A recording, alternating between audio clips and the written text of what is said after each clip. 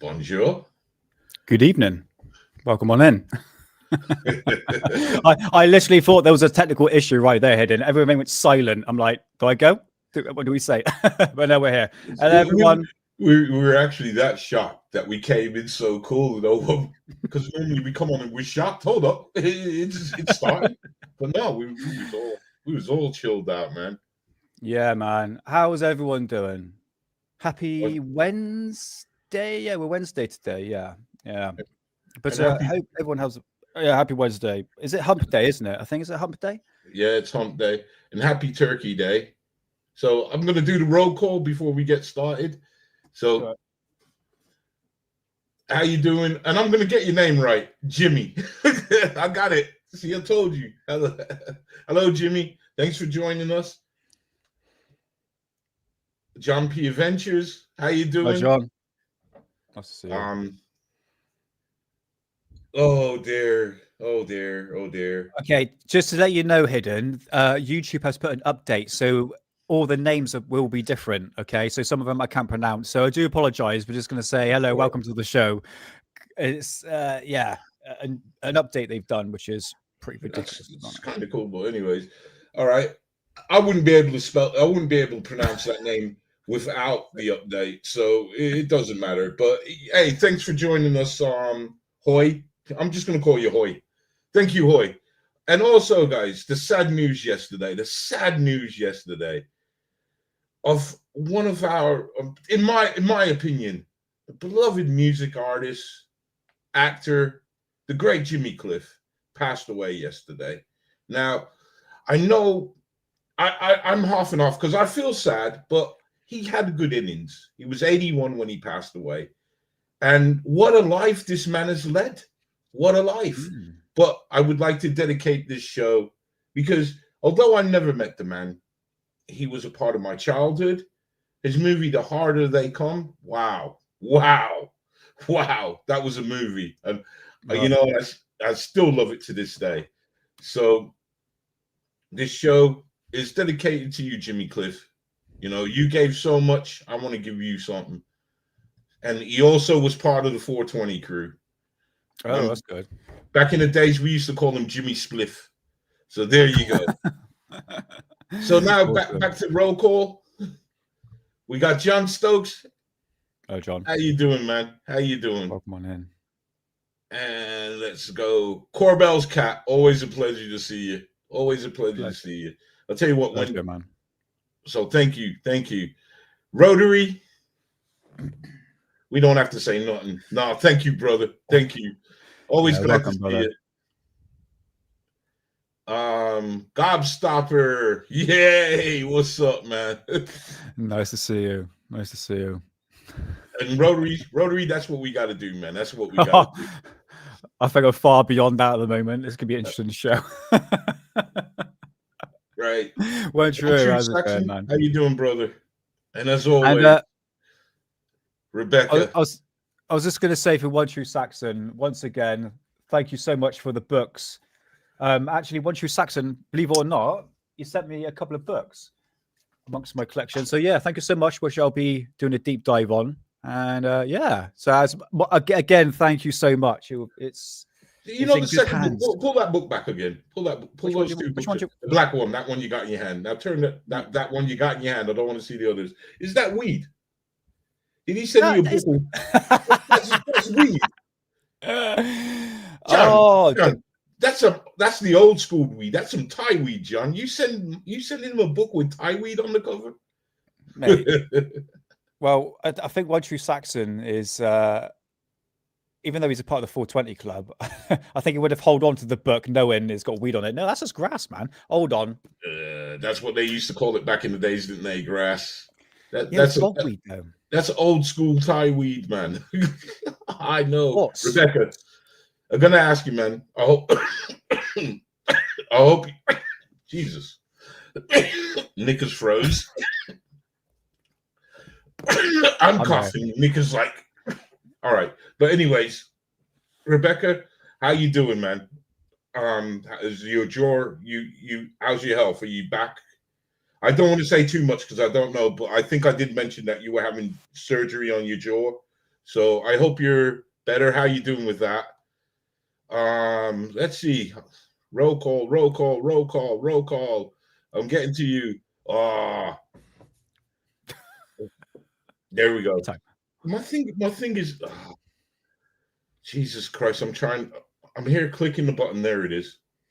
Okay. Micro VO1. Micro VO1. Good afternoon. Close enough. Two. All Welcome on right. in, nice. We're getting there. We're getting there. Hey, Sophia. Oh, I see how's you it calling me going? hippie now. Yeah.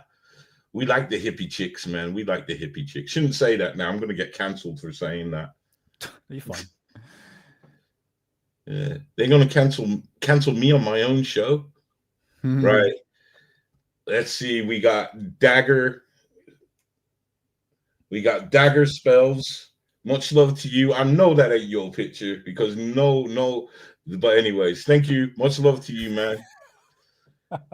I see the one, the only Bob Lazar. Now, you guys that are new to the channel, and you be careful what you say about Bob because he's here, man. We have the one, the only Bob Lazar, Mr. Rocket Balloons himself.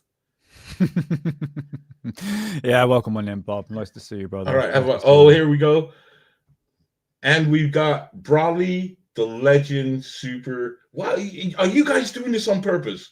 Are you saying, let me find the longest and most unreadable name I could find, and I'm going to put it up there? Brawley, the Legend Super Sanyang 42. It's legendary. Right. Legendary. No, you got it wrong. You got that way wrong, brother. Brawley, the legendary Super Syrian 42. Yeah, well. Is that right? Oh, we both can't read. Go figure. we just pissed off a few people. There you go. Oh, mate, don't worry. It's fine. It's all good. It's all there good. You go. But yeah, it's nice to see everyone in chat. And today's topic is quite an interesting one. It's been on the cards for over a year. Sorry, I'm going to have to stop you a second. 1 second. No, that's cool. That's cool. Andrew Willis. All right, man. I'm going to tell you what's happened here.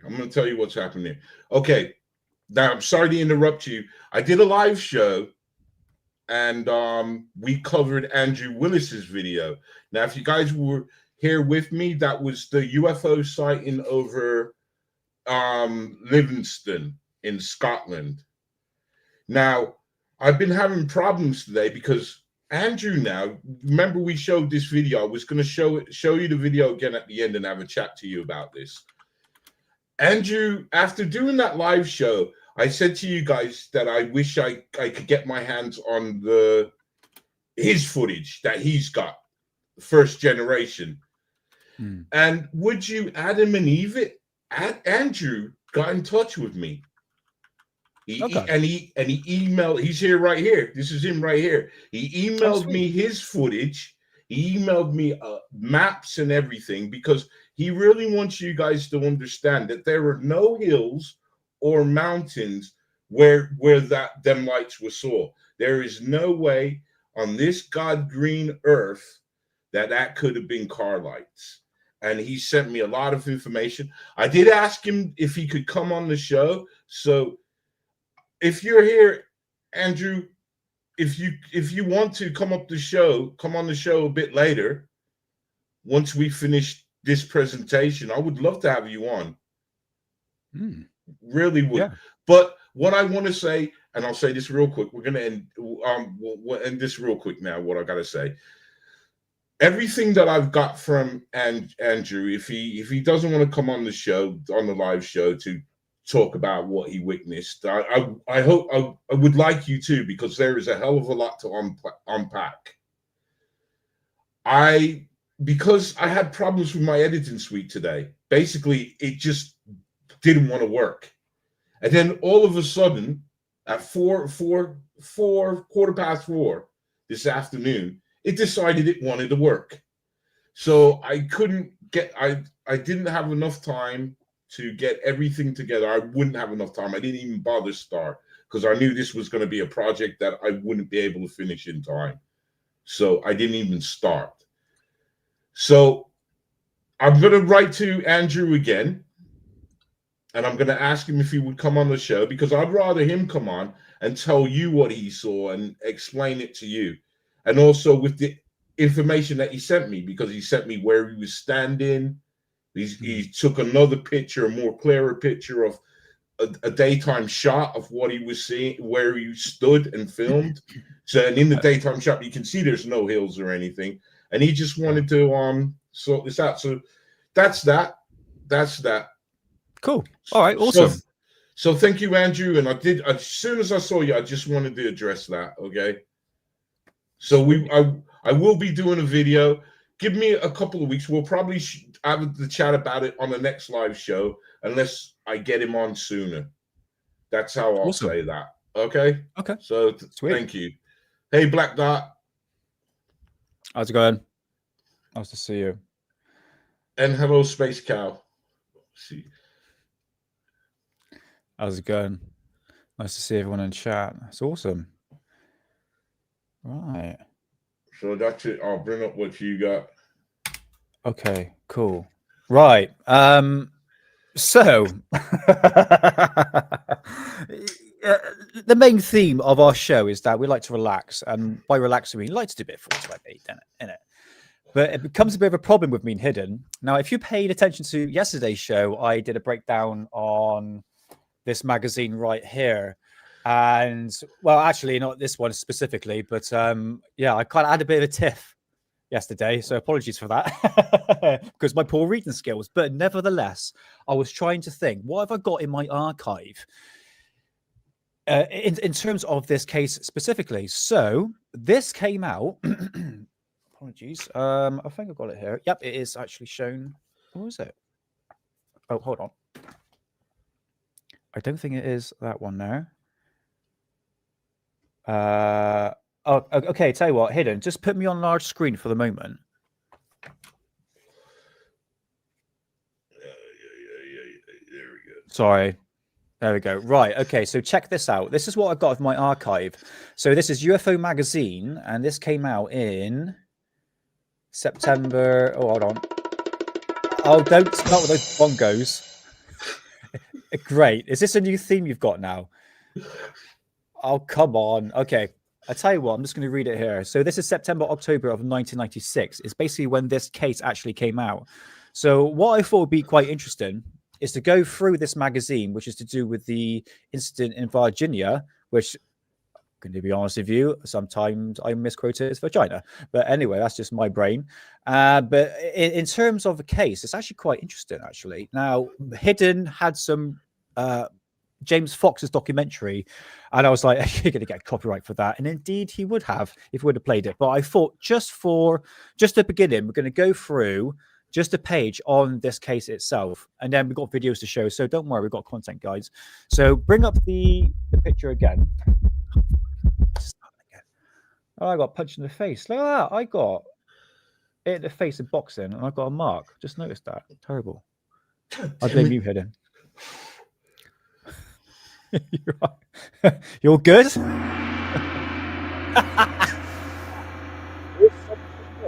All right, I slipped that one in now.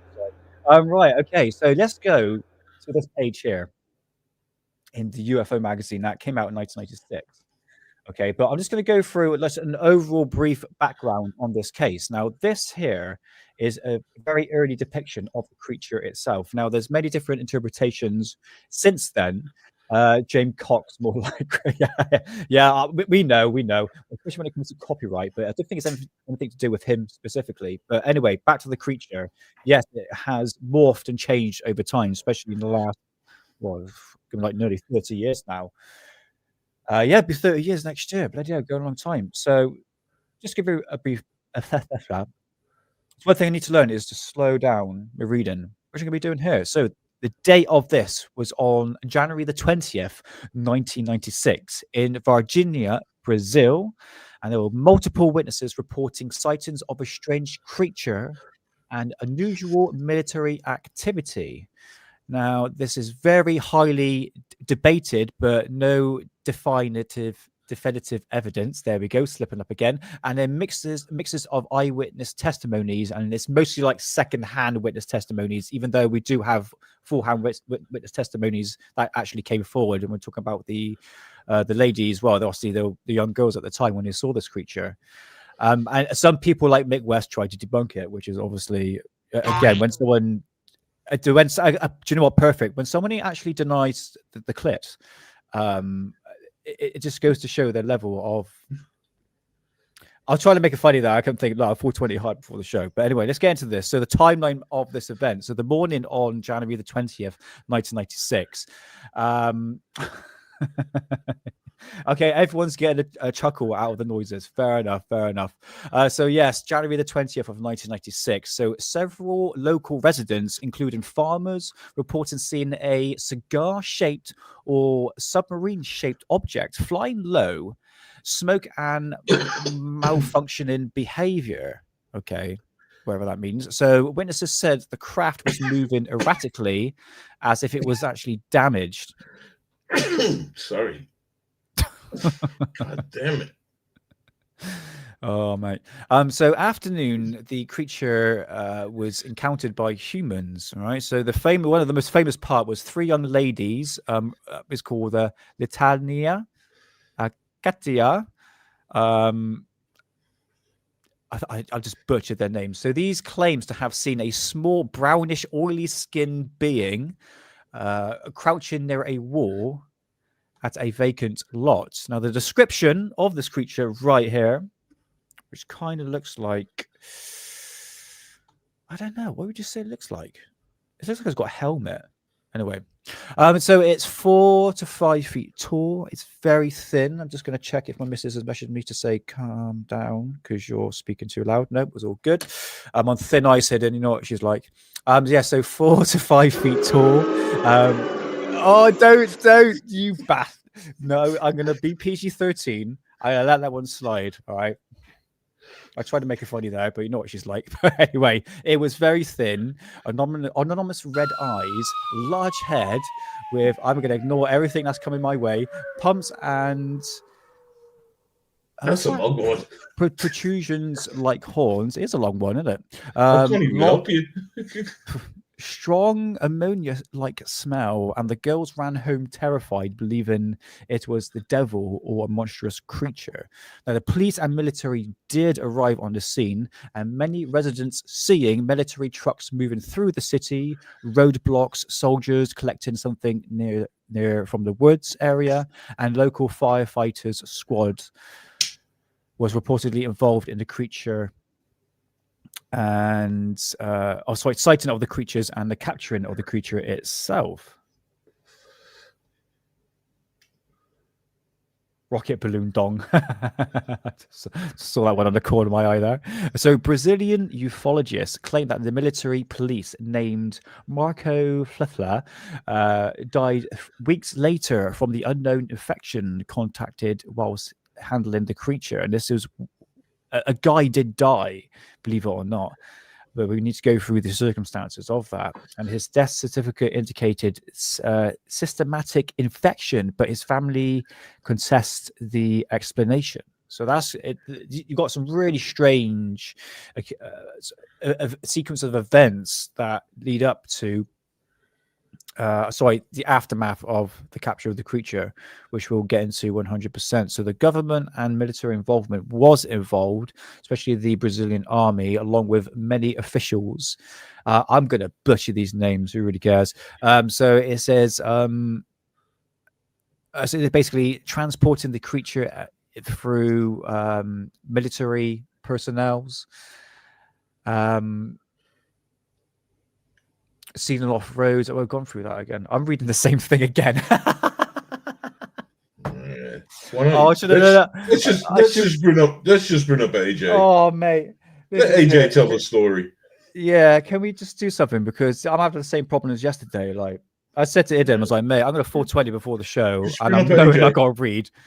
Please. Oh, thank God for that. Let's do chat. Guys, if you don't know what goes on behind the scenes, man, I have a talk with Nick all the time, but he wants to do this, and that's him. I had to just bring up AJ from the get-go. You guys would have. Oh, don't start. Oh, Drum roll, guys. Did anyone hear me have a tantrum yesterday? Because I couldn't read properly. So basically, I'm going to use AI now for it. Please don't. Just bring up AJ. No, got to bring up Jenny. Nah. Yeah, okay. Nah, Okay. I agree, but he gets frustrated, man, and that I don't want. Space Cow, I don't have dreams. I don't dream is really weird. I don't. I think it's something to do with the smoke. I'm not too sure. That's not. I got one. Whenever we have to mention like Nick West, straight denier. And when I have my talk about our friend who's been doing my head in, see, I can't even remember his name. Loeb, Abby Loeb. Oh, Abby Loeb, right? But we'll do that at the end. But that guy's been doing my head in, and I have seen now on the internet how it's all changed. How it's all changed on him now. Oh, mate, could you please bring it up at the end of the show, because I need to say something. I'll be nice, but it's just something that the UFO community is doing a massive what's the word? Oh, mate, what's the word? Dishonest or. That is my heart at the moment. Literally, I'm trying to think right here. Disservice. Disservice. Thank you, Hidden. Disservice to the don't. Stop! I can't concentrate. A massive disservice to basically the actual scientific research. Yes, we'll get to it at the end. But bring up. Can I ask you if you watched Dave Farino's video? Who's that? Rings a bell. Professor Dave. Do you know what? Guilty pleasure. I've seen his video on Abu Loeb, and I have to admit, it is. The thing is, just briefly before we play the video, is that I need to hear a scientific explanation. There are people that actually train to look up into the stars. Well, that's. Did you watch the end of? Did you watch the end of it? Yes, when he was interviewing that astronomer, when he was saying basically, they've been looking at this, breaking it down, saying it was a comet from the get-go, and it's saying Avi Loeb is doing us a disservice, because he's getting all the attention, and Avi Loeb called these people that literally look at the stars for, a living, and then all right, slow it down, then slow it down, because I was going to play. I was going to play that video at the end, because I think it was really interesting what he was saying. And it's good perspective. But yeah, that's I was gonna play the end of Dave Farino when he interviewed that guy. Okay, man, sweet. But anyways, grab up these. Oh dear God, I'm gonna stop messing around with them voice things. So them sound effects. Just kidding. Actually, I had a Chinese before the live show, so I think it works well, actually. So I'm going to try something here, Hidden. Have you heard of that? Snowball. What does it taste like? What does it taste like, guys? Have you tried this? I've never tried it before. Snowball. So it's lemonade, avocado, and lime. Let's try it. It looks like eggnog. I'm not alcoholic, but I do like a sex on the beach. Ooh. So, oh no, damn it. See, your crusty dad jokes got you. Okay. Hello, darling. All right. Oh man, I missed my shot. Can you spill it again? And then I could go. No. I missed it, guys. I missed it. Could you just give me like 1 second so I can get another one? 2 seconds, Hidden. How about if I grab AJ's video then? Go on then. I think I'm just gonna get AJ's video.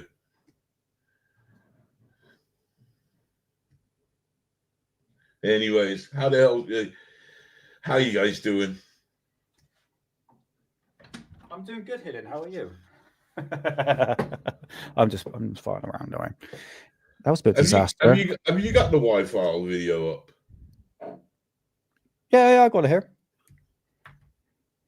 Yeah, drop the link because it saves me searching through the guy's channel for it. Yeah, sure. I know. I think it's about 2 years old. Is it? Yeah. Do you want to play it on your ad blocker, or do you want to play it on mine? Well, if you got an ad blocker, then. But I've just got one. I've always had one. Okay. Well, tell you what. I'm gonna. It's 27 minutes long. You're happy with that, yeah? All right. Cool. AJ's cool. AJ's going to be busy tonight, anyways, guys. He's doing Ask Me Anything. Have you seen that?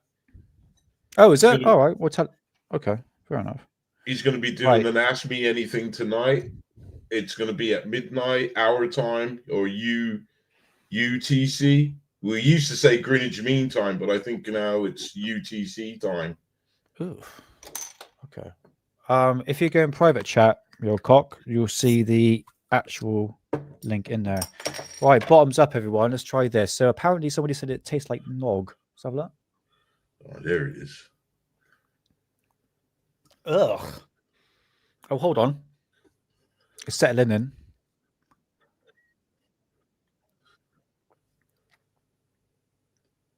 Yeah, it's like I would have guessed it tastes like a noggy taste.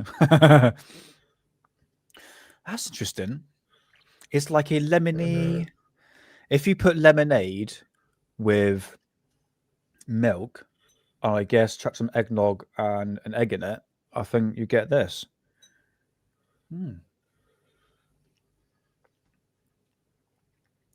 Actually tastes like ass, but anyway, that was worth the £6.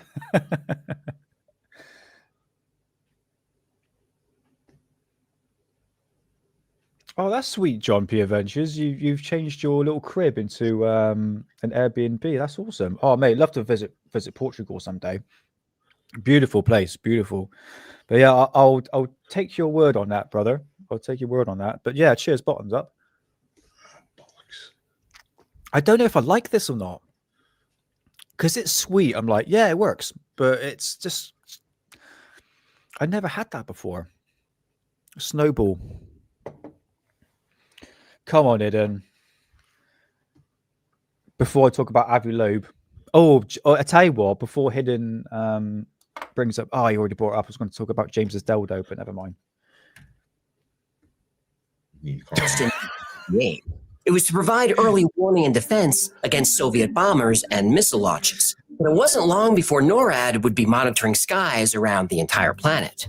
Early in the morning on January 13th, 1996, NORAD contacted Brazilian Air Defense to report an object entering the Earth's atmosphere about 200 miles northeast of Sao Paulo. When asked what type of object, NORAD said it was unidentified. A few minutes later, it crashed somewhere near the town of Varginha. The Brazilian Army and Air Force quickly scrambled to get to the crash site before any civilians did, but they were too late. The craft was seen and the beings driving the craft were gone. Over the next few days, a series of events would unfold that would change the lives of the people in the area forever. Well, at least the lives of the people who survived.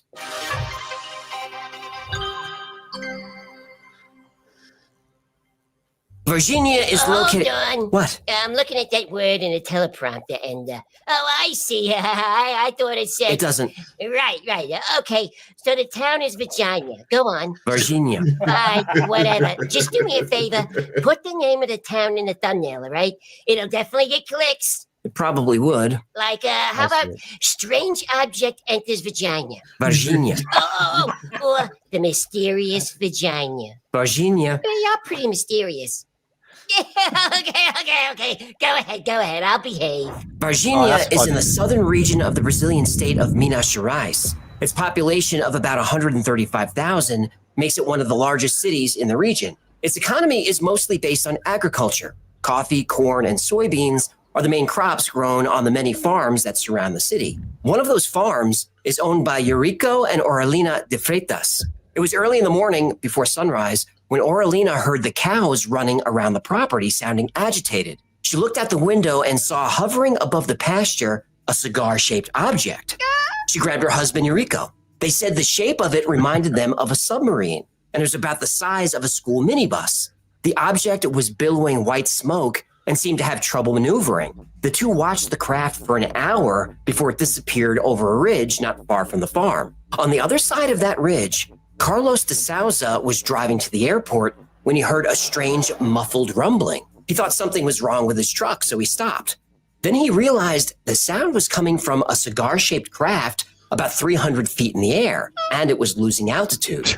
The object had windows along the side and what appeared to be a long crack running through the middle of it. Out of the crack, white smoke was pouring out. Carlos thought this was strange because the smoke from a fire or an engine failure would be black. The rumbling sound made by the craft occasionally sputtered. It was clearly struggling to stay in the air. Carlos jumped back in his truck and followed it.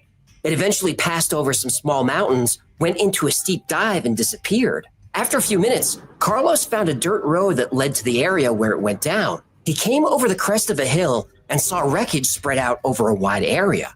Carlos began running to the crash site, which was a few hundred feet from the road. At first, he thought it was a small plane. He was a pilot himself, so if there was a crash, he wanted to help. But it only took him a few steps to realize this was no plane.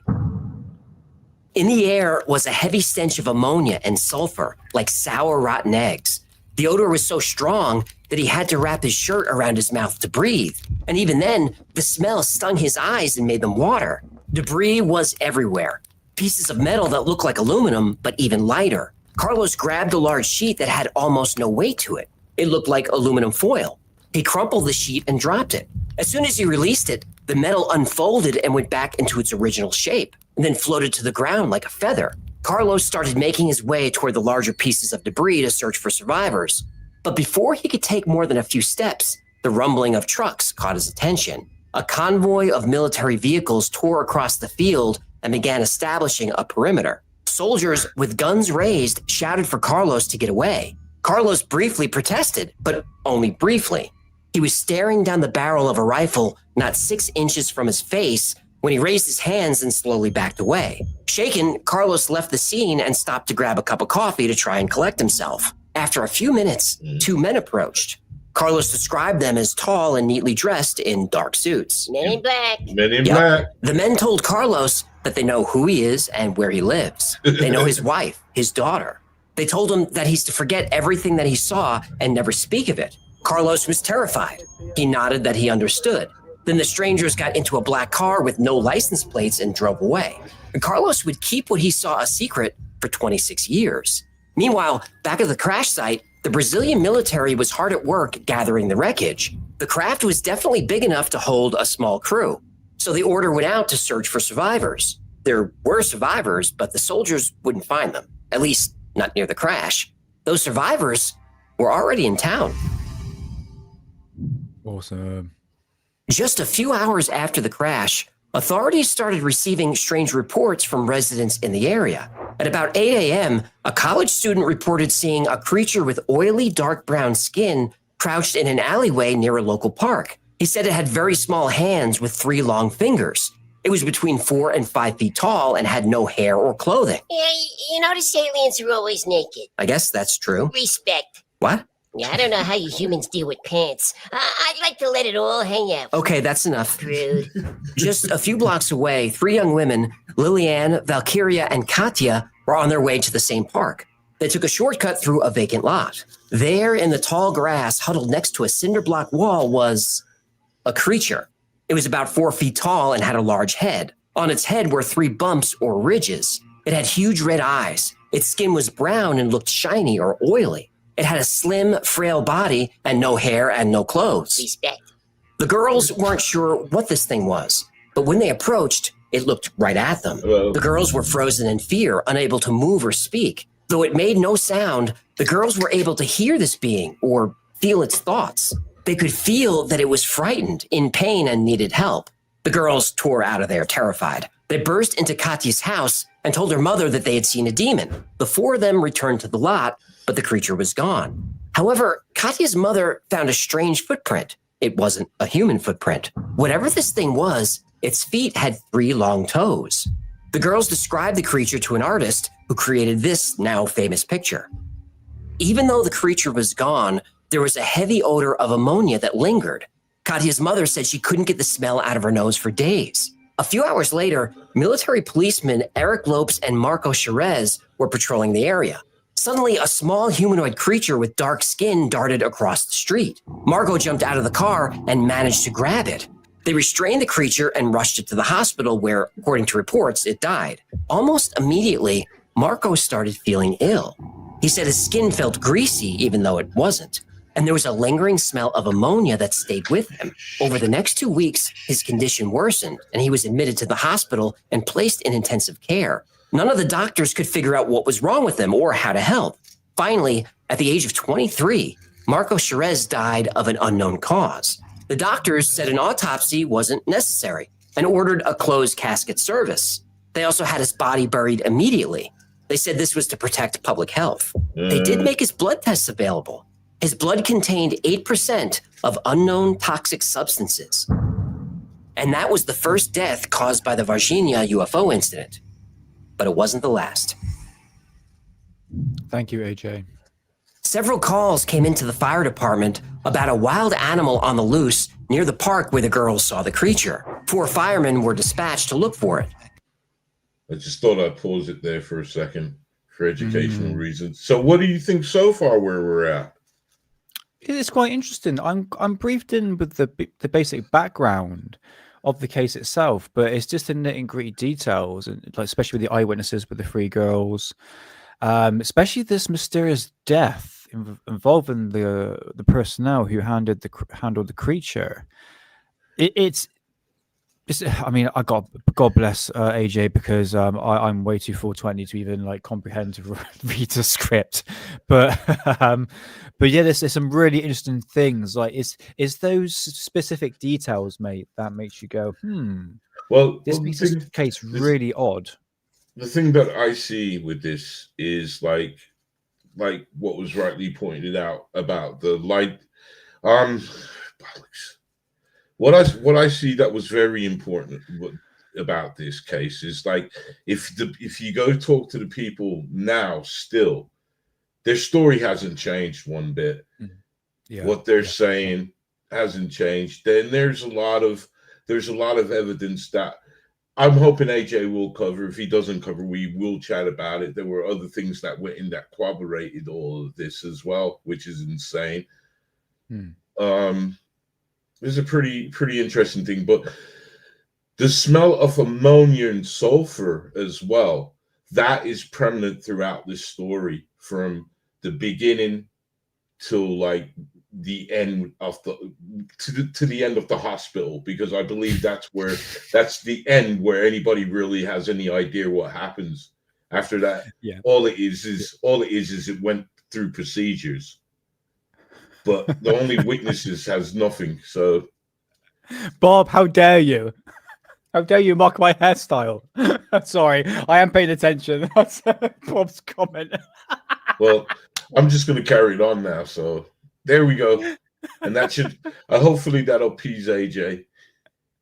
When the firemen arrived on the scene, there were 5 civilians watching the creature that had gone down a steep embankment toward a densely wooded area. They said it made a buzzing sound similar to bees.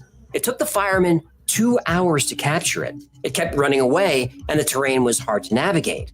And they were afraid of whatever this thing was. Everyone who saw it said it gave off a strong offensive odor like ammonia and sulfur. Finally, the firemen were able to snare the creature in a net. By now, a military truck arrived from Eza, a military base a few miles away. Witnesses saw soldiers struggling with 2 black bags. One bag was squirming as if something was alive in it, but the other bag was still. The bags were heaved into the truck and it sped away. Immediately, the area was surrounded by military vehicles, and civilians were not allowed in or out of the area. Less than an hour later, a section of regional hospital was ordered locked down. Then 10 military and police vehicles arrived. The truck then pulled up close to the entrance, and 2 soldiers unloaded a black body bag. The bag was taken to the radiology department for x-rays. The x-ray technician on duty that day said the examination room was full of doctors, police, and military personnel. People were nervous and just staring at each other, afraid to speak. And the guy tech was ordered to take x-rays of the bag, which he wasn't allowed to open. He did this, but then the military took the film. The radiologist never saw the pictures. Yeah. He said he'd never experienced anything like that before or since. He was told to keep everything he's seen a secret as a matter of national security.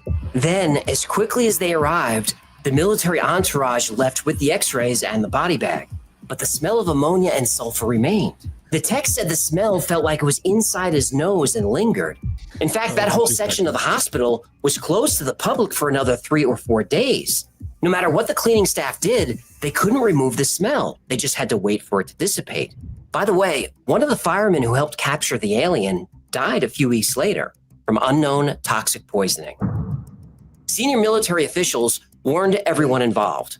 50 doctors and hospital staff were put under strict non-disclosure agreements and told this was a training exercise. The doctors and nurses were threatened with prison if they ever spoke about what happened. Soldiers were reminded of their responsibilities to national security, and that if they spoke about what happened, it could be considered treason. These tactics worked because after the military convoy sped away from the hospital, there wouldn't be any new details about the story, where the truck went, what was in it, who was involved, nothing. But 25 years later, a witness would come forward, and he would reveal details that nobody saw coming. Sweet. It took 25 years, but a soldier came forward who was close to everything. His testimony can be seen in the excellent documentary on this case, Moment of Contact, by filmmaker James Fox.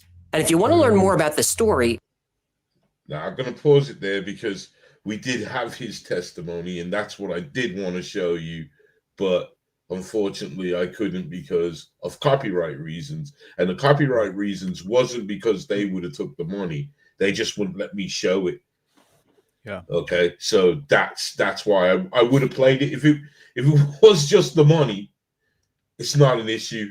I'd have said, you know what, you could have the money for your documentary, because looking to get the interview, I looked at this documentary, and I don't really watch these documentaries because I do think but this one really, I liked it. I did. And I think if you're interested in the case, I mean, he's got the witnesses. He goes back to the people, so I think it is a good. I think it is a good documentary to watch. I enjoyed watching it when I was trying to get the interviews, because I just went in to get the interviews, but I started watching it. And the more I was watching it, the more I was thinking, you know what, this is a damn good case. So that's what I'm going to say. Moment of Contact, to go check him out. He's got tons of interviews. Yeah, it's been a few years since because it's all in different languages. It's kind of hard to sort of read at a fast pace. You know what it's like, right? No, not really, because I watch a lot of foreign movies. So, oh, all right, rub it in. But no, anyways, just check it out, man, because it's always good to get these eyewitnesses accounts. And he did interview somebody. All I can say, claim to be military personnel there at the time, because he's not showing his face. It's a voice recorder, and we all remember what Tyler did when he interviewed himself. So you know what I'm saying? It's easily done. But I thought it was pretty good, and I do want to believe the military guy. I know he couldn't come out and say who he is and show his face, so we could verify the whole world. I'm sure Mr. Fox would have done his homework and verified him. Well, he said he said he was going to reveal the alien itself. They said he had a photograph of it. Remember, before the documentary came out? I remember that. Did he say that? Yeah, he said that. So I pay no attention to these people. I always said that. No. So if he said that, it slipped me. But anyways, I'm gonna get going because I just wanted to drop that in. Here we go. I recommend you check it out, and there's a link below. The soldier who came forward refused to allow his name to be used, so he became known as Military X. But I found a very old report from Varginha local news which revealed his name. Whoa. Now, I don't want to out the guy, so we'll just call him Raul, which is close to his real first name. Raul was part of the convoy that brought the creature to the hospital, and there he saw the alien in a box. It was covered, but it was between 4 and 5 feet tall. He was able to see its foot poking out. He said its skin was very dark red or brown and looked oily. He knew this wasn't human because its foot had only 3 toes. From the hospital, they went to the Eza military base, about 20 miles from Varginha. After they parked the trucks, Raul and another soldier were called into the base commander's office. Their CO asked them what they saw. Raul was frightened and not sure how to answer. He said he thought he saw a burnt man or something like that. His commanding officer told him, "That's not what you saw. You saw something supernatural." Raul was told that if he reveals what he saw to anyone, the consequences would be severe. The following day was very strange at the base. There were Navy trucks and helicopters there, which was unusual. There was a lot of activity, a lot of unfamiliar faces. People were on edge. Early that morning, Raul and the convoy left Eza and went to a SpaceX Army base in Campinas, about 2 hours away. What? They went from vagina to the penis. Varginha, Campinas. Tomato, tomato, Virginia, vagina. The algorithm is going to punish you for this one. Well, they are now. From Campinas, Raul didn't know what happened to the creature, though he had heard rumors that would turn out to be true. Jose Manuel Fernandez was an air traffic controller at the base during this time. He said 2 helicopters left the base, went to Varginha, and returned with what he didn't know, but he thought it was some kind of rescue mission.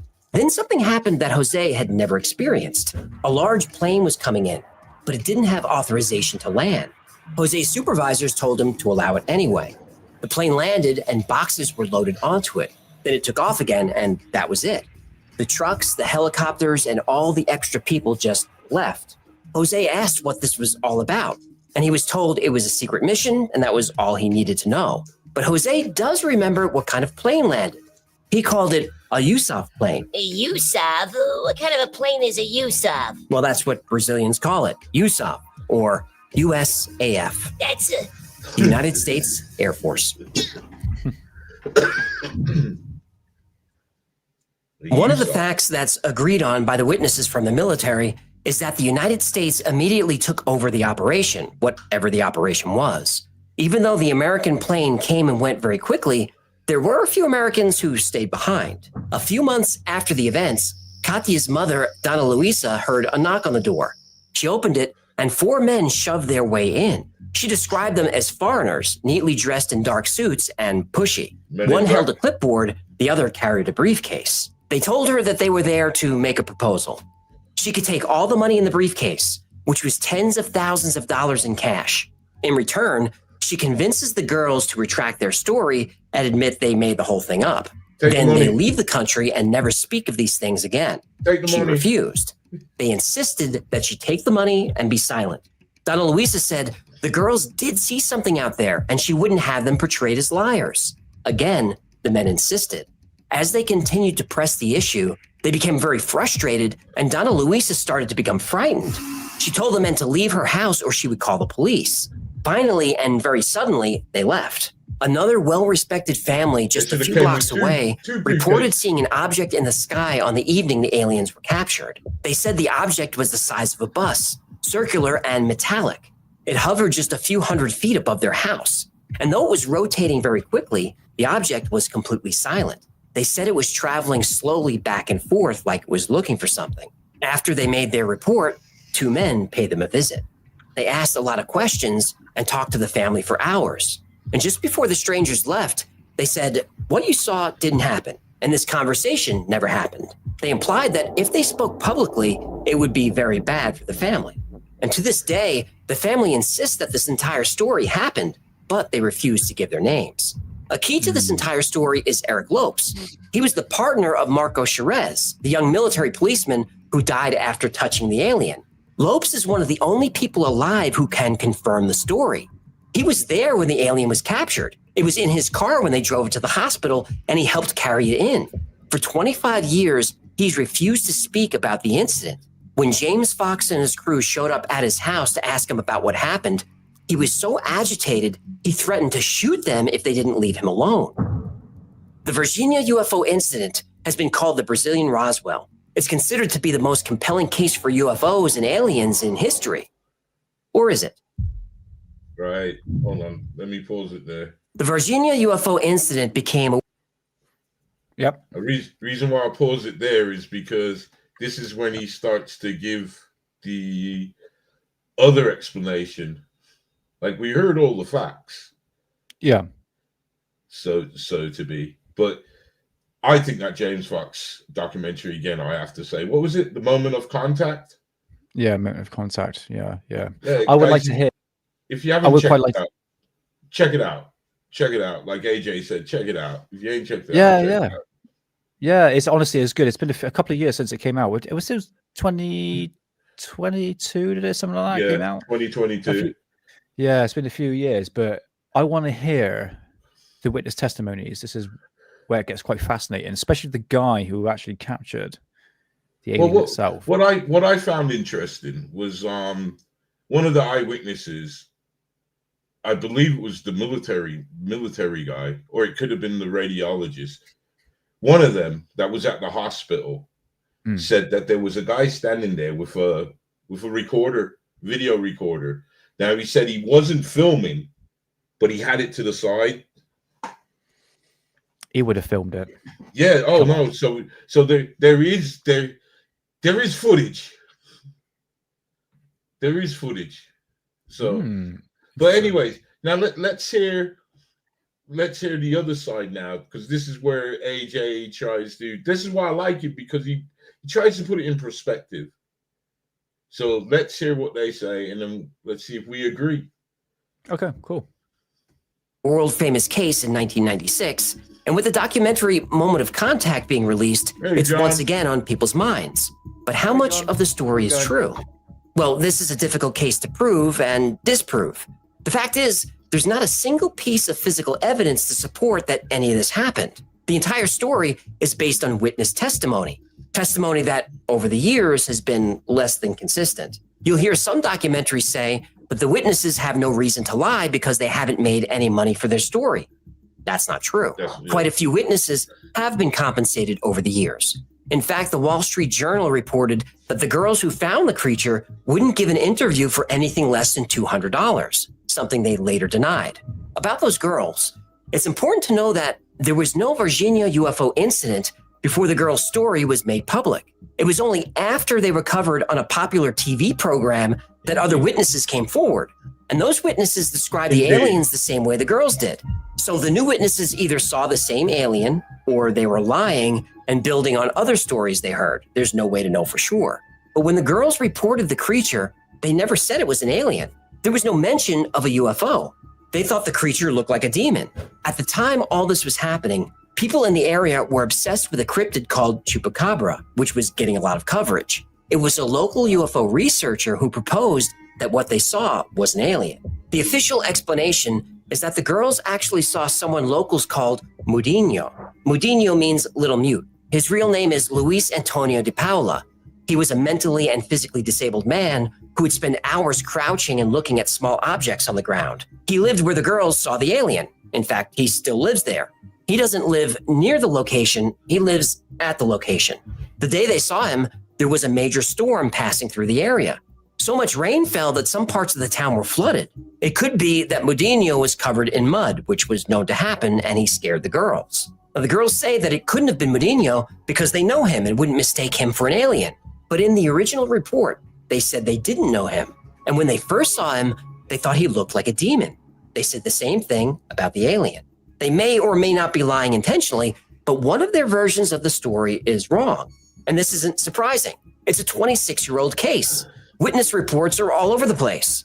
This was a huge story in 1996. It made international news. People's memories change over time. If you read an interesting detail about this case, you may, even unknowingly, add that detail to your version of the story. Tell that story enough times, your brain will actually create a false memory to support it. When Katya's mother first told the story about the men trying to bribe her to get her daughters to retract their story, she said they implied there would be a payment. Later, the story included a briefcase full of cash. Now, did she forget this detail early on? Or had she been hearing stories about the men in black for so long that the briefcase found its way into her memory? Side note, the weather conditions make it unlikely that anyone saw an alien footprint in the mud, but who knows, stories vary. Some witnesses gave statements that they later denied. Others denied seeing anything, but then later came forward. And other witness reports don't fit the timeline at all. The couple who first saw the UFO over their farm, they said it happened a week earlier. It's possible they aren't remembering correctly, but If I saw a UFO hovering over my house for an hour, I'd remember every detail about that day. Memories are stored with emotion. The more emotional the event, the more likely you are to recall it. People who lived through the JFK assassination or the 9/11 attack know exactly where they were when they heard the news. People vividly remember the days their children are born and vividly remember when their parents died. Emotions create memories. Now about Marco Cherez, the young officer who died after touching the alien. It's said that he was perfectly healthy and suddenly became ill. That's not true. He had a cyst on his arm that became infected. The cyst was documented well before any of this happened. Marco wasn't connected to the UFO story until much later, and his sister was the first person to bring it up. Now, she says it happened and that's that. But her earlier story said it was possible he was involved, though she didn't know for sure. The Brazilian military released a report of these events that was over 1,000 pages long. According to the report, Marco wasn't even working that night. The report also says all the military vehicles in the area were part of a training exercise, as a base was a training base. The military convoys were just vehicles all going in for scheduled maintenance at the same time, which they do. After all, the base is just a few miles away. The hospital wing was closed, but that was because they had to make it sterile enough for new cardiac equipment that was being delivered. By the way, that equipment was delivered in stainless steel boxes by the military. The body bag was a recently exhumed cadaver that was part of a police investigation. What people thought were aliens at the hospital were actually a dwarf couple there to have a baby, and they were helped in by a soldier. Now, some of those facts sound perfectly reasonable to me. Others, like the pregnant dwarf, not so much. But that's part of the story. It's all. See, even he just said that. Sorry. Oh my God! How can you not distinguish between the two? That's I what missed I that mean. part out. See, on both sides of the camps, they're both bold claims, aren't they? Even he just said that the wolf one don't sound right. Oh, mate, the thing is with AJ, once you have his perspective, and it's quite good to actually show his video. I know people are a bit 50-50 because they're hecklefish, but AJ, he puts in good perspectives, the good and the bad, and this is what is. I would prefer to have someone like that as a researcher because you're going to get a balanced and a more mature approach. And he's going to say things that a lot of people don't like. You know, he goes through the case, but he says, well, what about this? And this is what he's bringing up. And I think it's quite important. But sorry for the poor Right. dwarf people. Sorry. Right. Let's continue then. Okay. Cover up. The military altered the records after the fact. They even gave a very sketchy press conference about this. Nada temos a esconder. Pelo que eles estavam fazendo no dia do acontecimento, trabalhando em prol do exército, em prol da nação. Isso tem como ser comprovado? Para quê? Para a imprensa. Por quê? Porque não se quer provar os fatos, Eu tenho que provar. Tudo que eu tinha a dizer foi Is General Lima covering up? He acts like it. But if there really wasn't anything weird about this incident, the general would be pretty irritated that he'd have to deal with any of this. So how you read him and any of the witnesses really comes down to your point of view and toward which side you lean, skeptic or believer. If you watch James Fox's Moment of Contact, some of the witnesses are compelling. In the case of Marco de Souza, the man who found the craft in the field, he's so overcome that he breaks down into tears. Aqui. Aqui, ó. Here. Aqui, ó. Aqui, foi aqui, ó. No, it's not. Aqui, ó. Uau. Foi aqui, ó.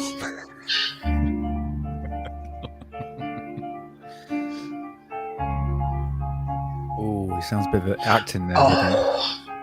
Foi aqui, aqui, ó.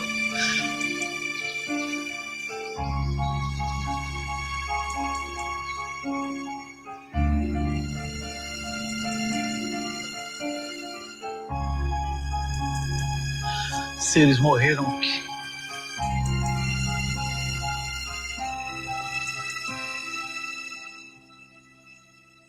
Now, if he's acting, he he should leave Hidden. Brazil and move to Pause it. Hollywood. Pause it. Fox gets statements not just from local residents, but from doctors and people in the military. They all say it happened, and they give vivid details about what they saw. Yes, some people won't talk. Others talk, but with their faces blurred and voices changed. But some people put their names and faces out there for everyone to see. Now, it's been so long that these people could be misremembering, but they don't come across as liars. But there's no way to tell if what they're saying is true. There is one man who could settle this entire case once and for all, Eric Lopes. He was driving the car when Marco Cherez captured the alien. He saw everything, but he's willing to shoot people who want to talk to him about this. Is he afraid? Or is he an old, angry man living in poverty who's sick of people bothering him about this? If he came forward to confirm that Marco did capture an alien, then the entire official story unravels, and you could throw away that 1,000-page army report, and you can start rewriting history. Because Eric Lopes is one of the few people on the face of the planet who could confirm 100% without a doubt that aliens are real and they are here. For now, the Brazilian military and government deny everything. And if the Brazilian government is working with the United States on a cover-up, well, they're learning from the best. Indeed.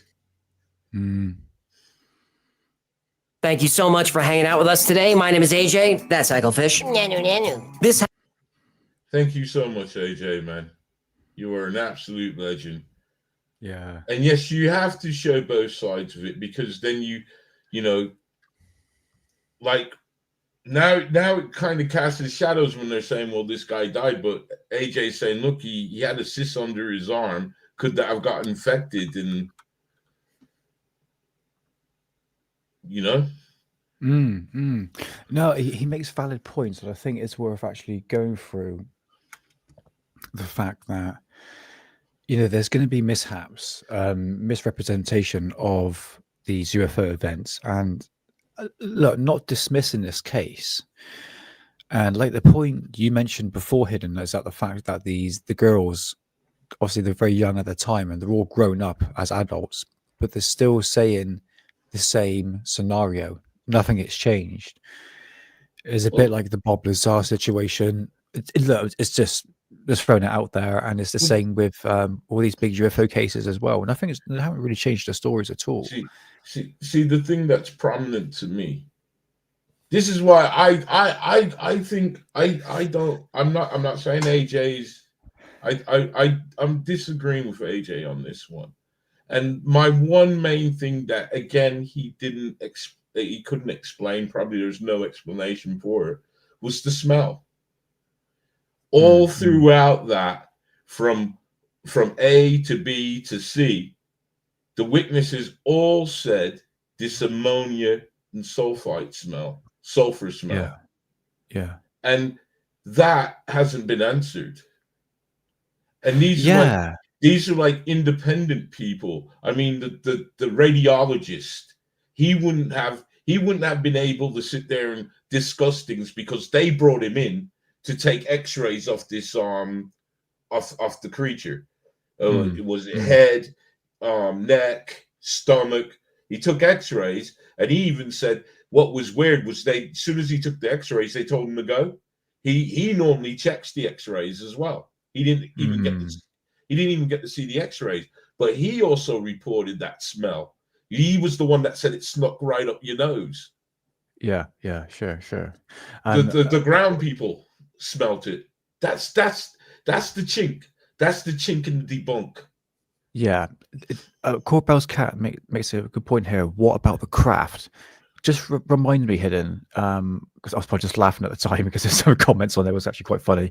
In terms of the recovery of the craft, in terms of military personnel, was there a presence? Did the residents see any military activity? Yeah, because the craft is a big giveaway. Yeah, there was presence of military, but they said they were just doing what they were doing was normal exercises. Training exercises, yeah. Well, we know what it's like. It's a bit like the But even out there with the military, that report of the smell again.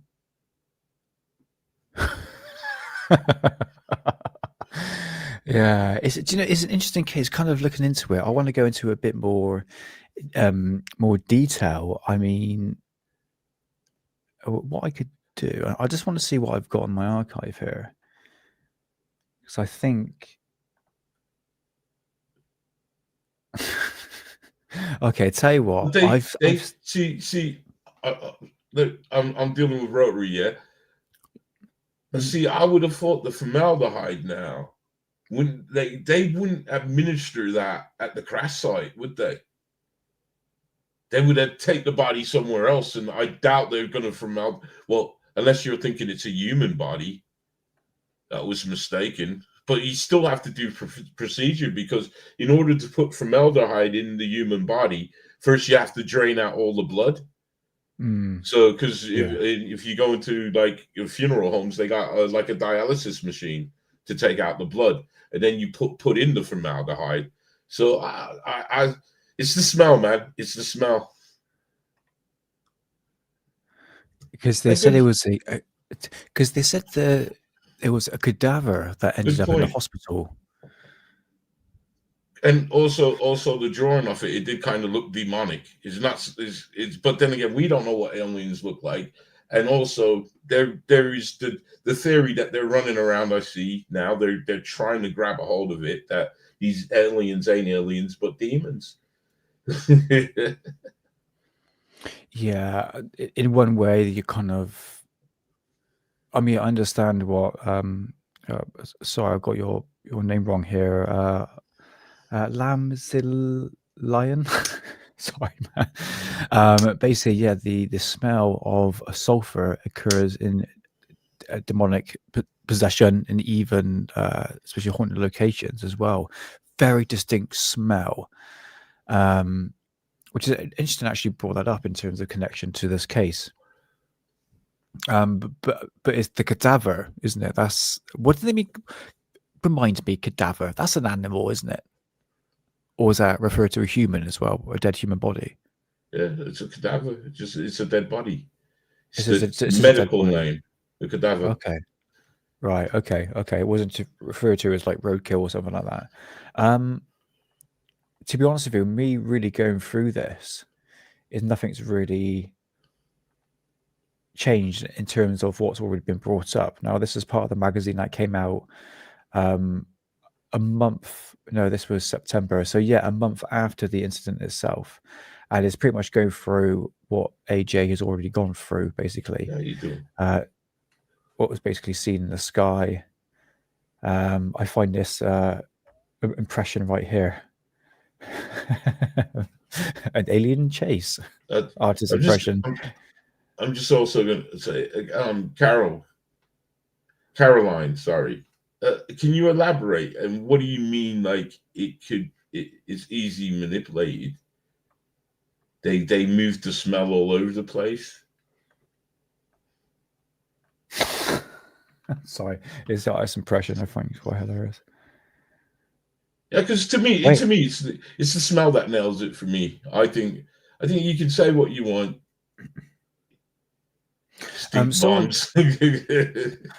Someone did put a comment in regards of people's memories they do fade over time in terms of actually getting the sequence of events correct.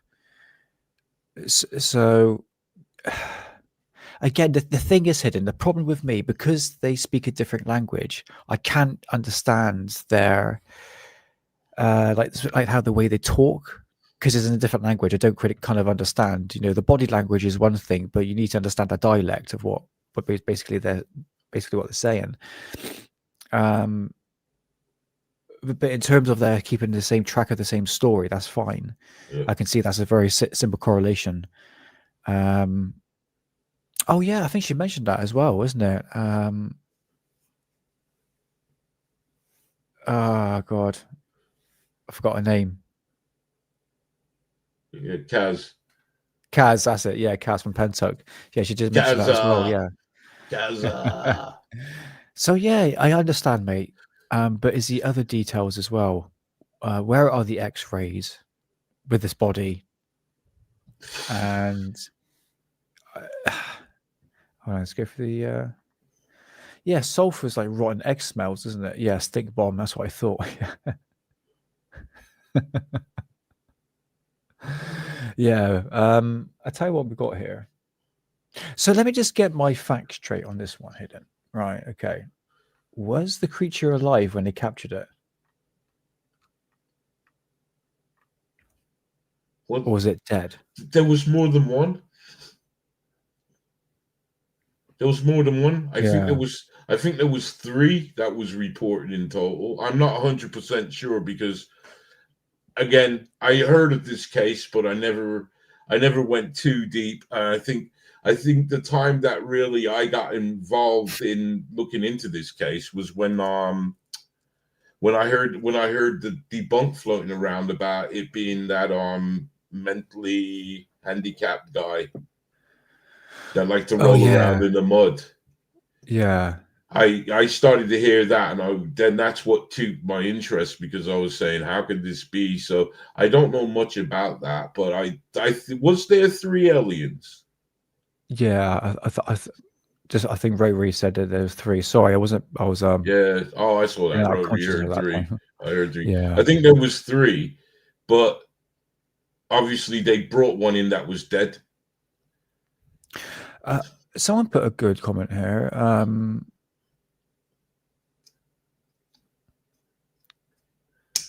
Lion, I think that's right. Sorry if I got your name wrong. I do apologize. Search Lamb, Alistair Crowley. Dude, we did a show on that. We did a show on that. We did a show on Alistair Crowley, brother. I a little search back, and we did talk about Lamb. Was there a mention of sulfur smell?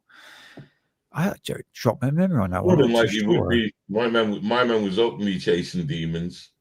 Yeah, yeah. Oh, that's interesting. Okay. But do you think they've got the smell right, or they got their different impressions of it? Like someone just like cracked a fart next to them, like, oh, it's the alien being. All right, then if it was that, what fart lasts for 3 days? Oh yeah, good point. So, Good point. But anyways, okay. I'll tell you what. Let me just go to the next page. What we've got here. I am no fixed state to read at all. I'm just going to show you some pictures of some people. So yeah, I was going to say all these pages right here will be uploaded to Internet Archive at some point. So I'm going to stress that out. Do you know what I thought? This came up in the magazine, Hollywood Goes UFO Craze. Very interesting article, which I'm going to bring up at some point, probably for a later date. And readers' reports of UFO sightings, more Varginha stuff. I think that's it, really. Oh, and they got this stuff here. There's your corporate right there. Got him. But basically, but it's interesting. It's interesting in that document, Moment of Contact, because they got the air traffic control guy coming, and he's telling you that U.S. Air Force, first he said helicopters flew in, and then he said an Air Force plane flew in. And they went to this certain area. I think it was the military base. I mean, that Moment of Contact, I think it's a good, because it breaks it down, and he goes into it, and plus he's interviewing these people. Yeah. But it is very interesting. Something happened. Something went down. Either they was catching like the Brazilian equivalent to Pablo Escobar, you know, because they've done, look what they were doing to Noriega. I hope I pronounced that right. But they went heavy for him. So they could have been, and you know, that could explain the presence there. But what this guy said, the air traffic controller said, which was very interesting, was this aircraft, it came in with no clearance. It was just, I'm coming in, and there's nothing you can do to stop us without any respect to the airspace. It just came in, And obviously, the military were told, everybody was told to stand down and let this craft in. So something went on. It's safe to say something went on. Something went on, and yeah, I think it's kind of legit, man. I really do. I think it is legit. What's your theories on chupacabra? Because I mentioned it on Tuesday's live show that it never gets brought up anymore, Hidden, the chupacabra. Do you think it's a real thing? And do you think, look, just throwing it out there, do you think it could possibly be linked to something like a creature like something like what was seen in Virginia case? Sorry. Someone put vagina in chat and I just, sorry. The Virginia incident. The thing is, in this world, yeah, there are a lot of creatures out there that we ain't even we still are yet to discover. Every day we're discovering something new. Fair enough. Majority is in the ocean. Fair enough. But who's to say there's some creatures out there that just know to avoid mankind and only come in? It could be a creature. I mean, chupacabras have been spoken about. It's not a new phenomenon, is it? No. I think probably I know it's definitely an easy 80 years.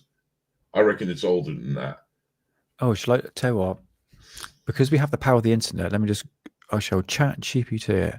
So how old is the... So could it be another species of animal yet to discover?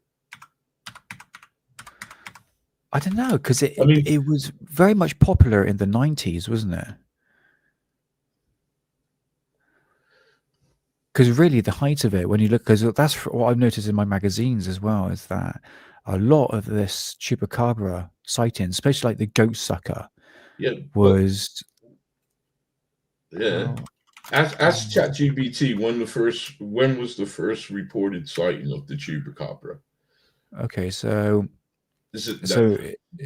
it's saying here the chupacabra doesn't have a real biological age since it is a mythical creature, but the legend itself is relatively young.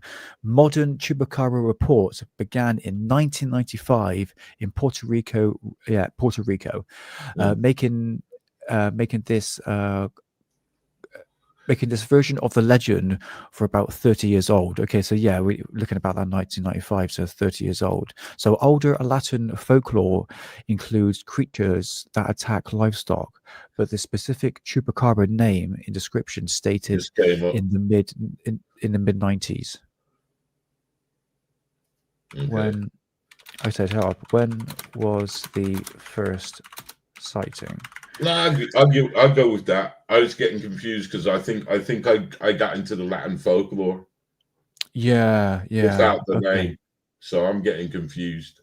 Okay, so yes, the chupacabra again was brought up a lot in the 1990s, especially the mid-90s, which actually could make sense in correlation with the magazines I've been looking at. But the first widely reported chupacabra sighting occurred in March of 1995 in Puerto Rico. Which described seeing a strange spiky-backed creature. At the same time, several farmers reporting dead livestock, mostly goats, with unusual puncture wounds, which helped spark modern legend. Sorry. There we go. Yeah. And I read that right. Didn't have a hissy fit. Like I did yesterday. It's immensely fascinating. I missed my thing. Because where you read it. Thank you very much. But if you look at I tell you what, let's go back to the original depiction of the creature. You could say it looks like a chupacabra, but bear in mind it has changed over the time. I tell you what, does the chupacabra have sulfur smell? I tell you what I'm going to do. Chupacabra looks like a dog. From the bodies I've seen that they've claimed it was the chupacabra. Did somebody put in chat as well, said a fox with mange? While you got the control of that, man, I have to nip off real quick. Oh no, that's cool, man. Don't worry, I'll keep him entertained. It's all right. Does chupacabra give off a sulfur smell. Oh, that's a Let's have- good one. Let's have a look. Oh, I tell you what, should we wait until Hidden gets back? There's a bit of correlation here. So reports, I tell you what, I might as well bloody read this because I'll make a fool of myself. Ed, I tell you, let's go through chat. Hold on, let me just close the door. 2 seconds. Oh, sorry, there's a terrible draft coming through. Do you know what? It's bloody cold outside. Look at me, Englishman, talking about weather. Right, yeah. Hello, everyone in chat. Yeah, happy 420. Oh, I tell you what, Dogman and Bigfoot. I'd quite like to do an episode on that. In fact, next episode I'd quite like to do is probably, guys, I know you're going to get a bit 50-50 on this decision. And that's the fact, Skinny Bob. Should we do a Skinny Bob episode? Or is that pretty much a none and done case? It's a bit like Roswell, isn't it? I'm not really going to go near it, but yeah, Skinny Bob. But Dogman and Bigfoot, definitely. Let's have a little look. Go through chat here. Yeah, do you know what? I'm Rotary. Sorry, I can't put your comment up. Hidden's got control of that. So, doesn't Bigfoot smell like sulfur? Yeah, I've heard cases of that as well. Do you know what? I think maybe a lot of these creatures, and I would go to say, through my brief research into Bigfoot sightings, I think Bigfoot, the paranormal, and the extraterrestrial interdimensional realm is all connected. I think it works at one frequency. I'm going to be honest with that. Because I have heard reports of like Bigfoot turn into, excuse me, big ball of light. Yeah, interesting. Hidden. What's their sulfur smell? There is a correlation between the sulfur smell of these mythical creatures. So before you shut off, I put in ChatGPT, does Chupacabra give off a sulfur smell? And this is what is reported. So reports of a sulfur smell around Chupacabra does appear in some versions of folklore, but does not universally consist trait. Yeah, I said that right. So the sighting originally in 1995 in Puerto Rico does mention some accounts of sulfur smell. Rotten egg odor, which is a very common recurrence into the paranormal entities, even into the folklore as well. So that's even dating back for a long period of time. Most later established accounts claim that the creature gives off a sulfuric, I can't even say that. So yes, basically a sulfur smell. And so going what Rotary was saying about like Bigfoot and some other people saying about these mythical creatures, let's put Chupacabra in there. So Bigfoot, obviously demons, even like paranormal activity as well. And same with the Chupacabra as well. I think all these correlations, these mythical creatures can, if we're saying that they're demonic, will actually give off a sulfur smell, which is a very recurrent thing, even in exorcisms as well, I believe, which is the exorcism that inspired The Exorcist. It was actually based upon a boy that was possessed. And I think the priest talked about they had the ever presence of sulfur smell. So that's quite interesting. All right. But then you got to say to yourself, well, in that case, why was there a craft that crashed? If these are interdimensional beings, why would they need a craft? Could they not just turn themselves into an orb?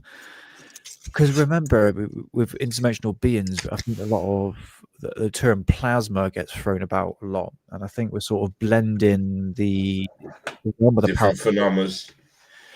It's all linked, basically. Everything's plasma, basically. So again, it's a very interesting concept that needs to be delved into, but more a scientific realm and not a conspiracy realm. That's just the way I approach things.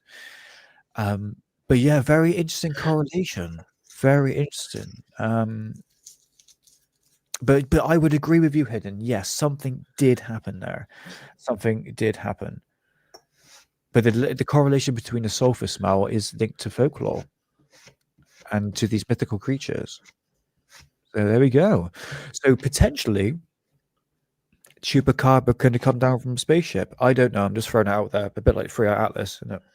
Yes, come on, Avi Love. So that's it, man. I think. What do you guys think now in chat? I'm crap at doing polls. I think I'll figure it out one day, or maybe not. But what do you guys think? Let's do the old 1, 2, and 3. 1, you think this is a real story. 2, you think it's fakest. 3, oh, it's okay to say it now. Now I don't want to say it because it's okay. You can actually say it now. And 3, you're on the fence, man. And 0, you're just here for the weed. Oh, mate. Okay. Yeah. Well, you know. Oh, I yeah. do think. Yeah. I mean, that was sorry. a really good story. That was a really good story. But if- he didn't really. What investigation did he really do? I know he went down there and he supplied him with equipment and stuff, but then he left. So I don't know if I got to go back and check his channel out and see what went on. So I can't say anything. So basically, Timothy Alberino went into Peru where the face peelers were, and I think he just gave them ammunition, guns, and stuff like that, training to. Is that not what I just said? Did you say that? Is that not what I just said? I'm sitting there thinking, am I hearing an echo here?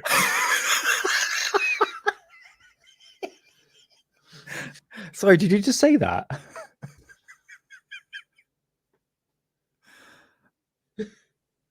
Guys, have I just come back and walked into the Twilight Zone? Am I on mute or something? Did you say that? I can't. It's verbatim what I just said.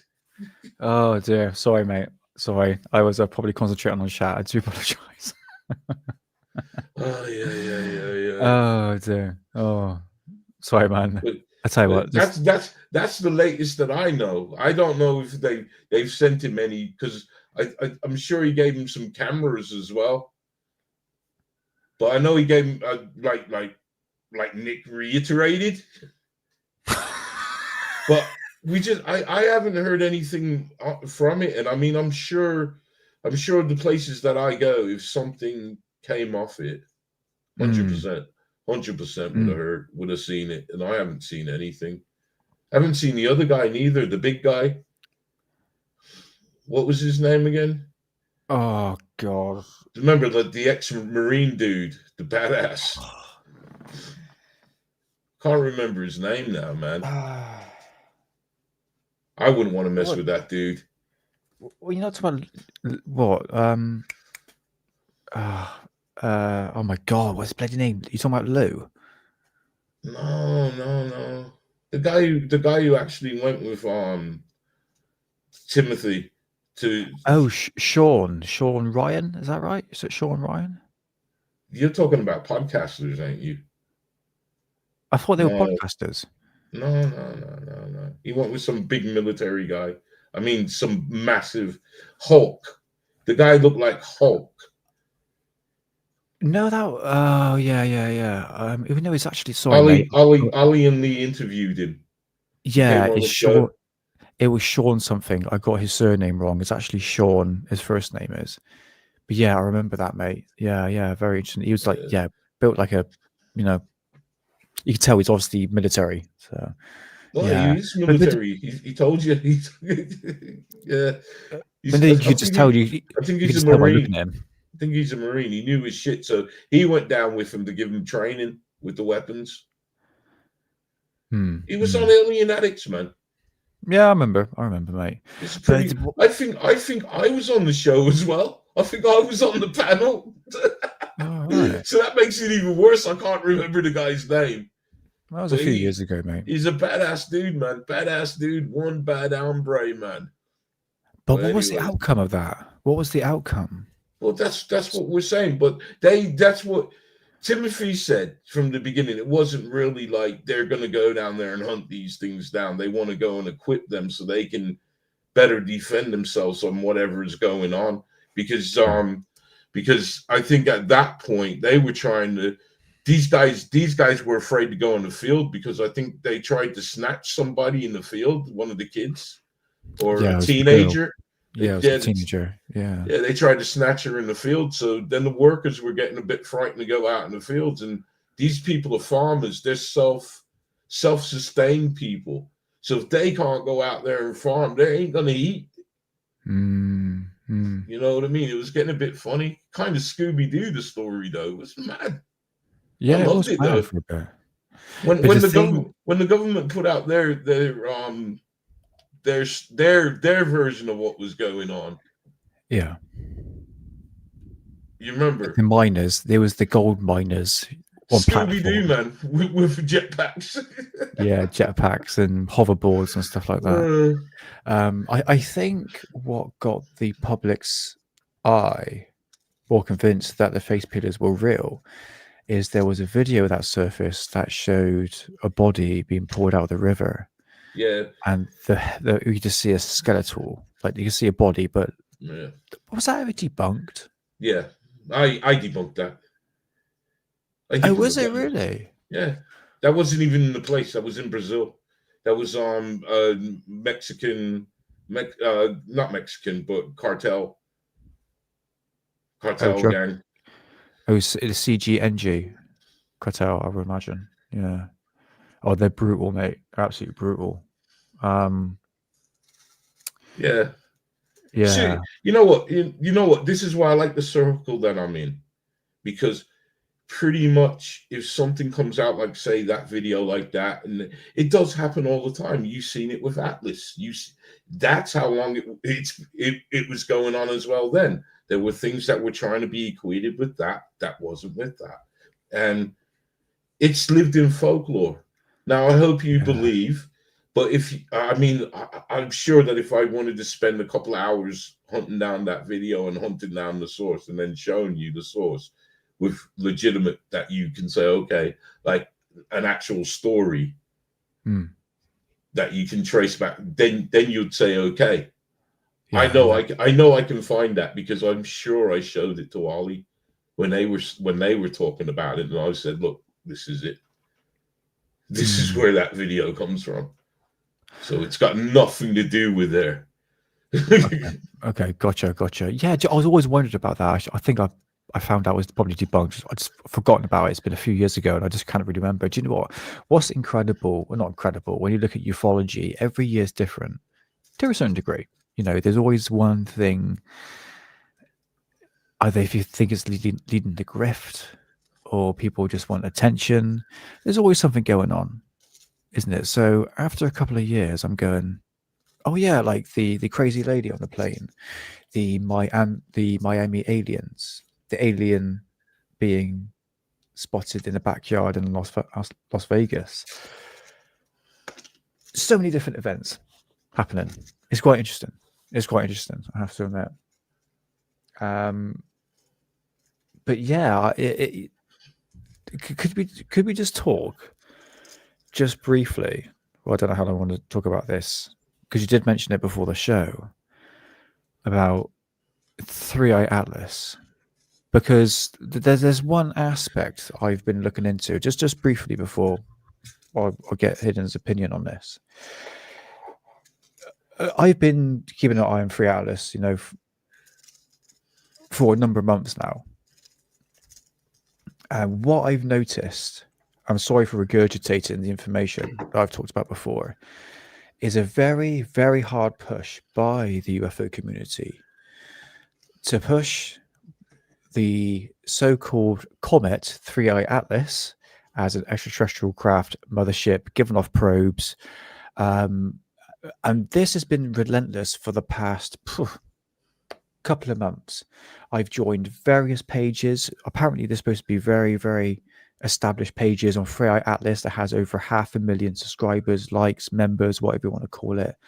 And all I've had for the past months is been bombarded by AI nonsense of a comet AI generated into a alien spacecraft. I've heard videos after videos of the so-called remote viewers saying that is 3i Atlas is now going to give off several probes. They're going to land on the White House lawn. Literally, I heard it. It's going to activate our new DNA, activate our third pineal gland. It's now reacting with the sun and all this. And I'm going, okay, but where is the scientific? Where is the scientific approach to this? And then the past couple of weeks, what I've done is looking at establishments, actual astronomers, not YouTubers, actual companies, people that are funded to actually look at the skies as a job, not as a hobby, as a job. And they've actually produced scientific papers about 3i Atlas. Since day one, they've been saying it's a comet. And you can find these papers online. I do have in my archives. I might bring it up on a later show. But for the past months, you've actually had peer-reviewed papers saying this is this. Everybody knows there is a comet. Yeah, but no. But the point I'm trying to get across is that you had this data out there, but the UFO community don't want to look at that. And Avi Loeb has been pushed into the limelight because it hits the trends, because it's something fantastic. He's the one that's seen as an extraterrestrial craft, whilst there are actual astronomers out there who've done the research into this for months. They do this for a living, and they're saying there's a comet. But no one in the UFO community wants to hear anything about this. And I feel bad for the actual astronomers who do the work, and our community saying, well, no one's really looking into this. Bull S. That's BS. I'm sorry. No, there have been thousands of people who watch the skies on a daily basis, thousands of astronomers, and no one of them gets actually a voice heard. It's all about Avi Loeb and his extraterrestrial craft. Well, I'm sorry. I'm done with this now. He's clearly got an agenda at hand. 3i Atlas is nothing more than just a comet. Okay. Jesus Christ. You should have been done with it from the beginning. You should have listened to me. But I know. I told you from the word go, it's a comet. Look, listen. I've always tried to have an open mind on any topic, but when I saw how can you have an open mind once you know how something behaves? It is what it is until it isn't. Yeah, but the thing is hidden. Is that any information that does come out, not necessarily talking about Avi Loeb, I'm talking about the scientific peer-reviewed papers, and then that gets published on X, but they swindle it in a way that is an extraterrestrial craft. Okay, this object propels quicker as it passes the sun. Well, that can be actually backed up by actual science, but it'd be like, no, it's got thrusters on it, and it's just like, what the hell? What is going on? What is going on? I really don't understand. You know what though? Sorry for frustration. It's only a majority. It's a frustrating majority, but it's only a majority. If you look at the people that are in the chat, there's what 60. Oh, sorry, it dropped. I think there's about over 50 people in the chat right now. How many of you 50 believe that thing ever was a spaceship? How many of you really? Put 1 for I believed it was a spaceship, and 2 for it being a comet. That's all that's all I can ask, and that's all I'm trying to say. Look, man, look how the game is played. It's learn. I hope one thing is you guys have learned something from this. That how a comet behaves and how it acts, and if not, just look into it, man. Just try and check it out. It's a comet, but the thing more frustrating about Avi Loeb is he hasn't come out and just agree. He's doubling down. I believe the rhetoric now is that as it passes over Jupiter, it's going to launch some orbs out then now. And I think, God, give it a rest, man. Yeah. There are so many wacky claims by, let me clarify this, influencers, YouTubers, not astronomers. There are astronomer YouTubers out there that had Avi Loeb on the show because, again, it gets the clicks, likes, and views.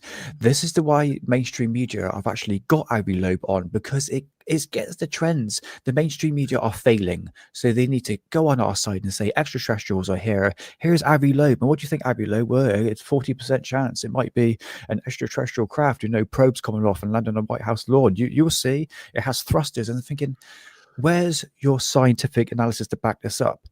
Everything can be backed up by science as a comet. And this year of 2025, even James's bloody metallic rod and all that, and be careful what I say. What an embarrassment! What an absolute Don't they always shut down this time of year? What, the government? Yep. Shut time. Really? Yeah, they shut down every year. What, for Christmas? Probably. But they do have a massive shutdown. Don't they shut down every year? Because I'm sure every year I hear the same thing. Something's going on. It's funny how they shut down. So don't they shut down every year?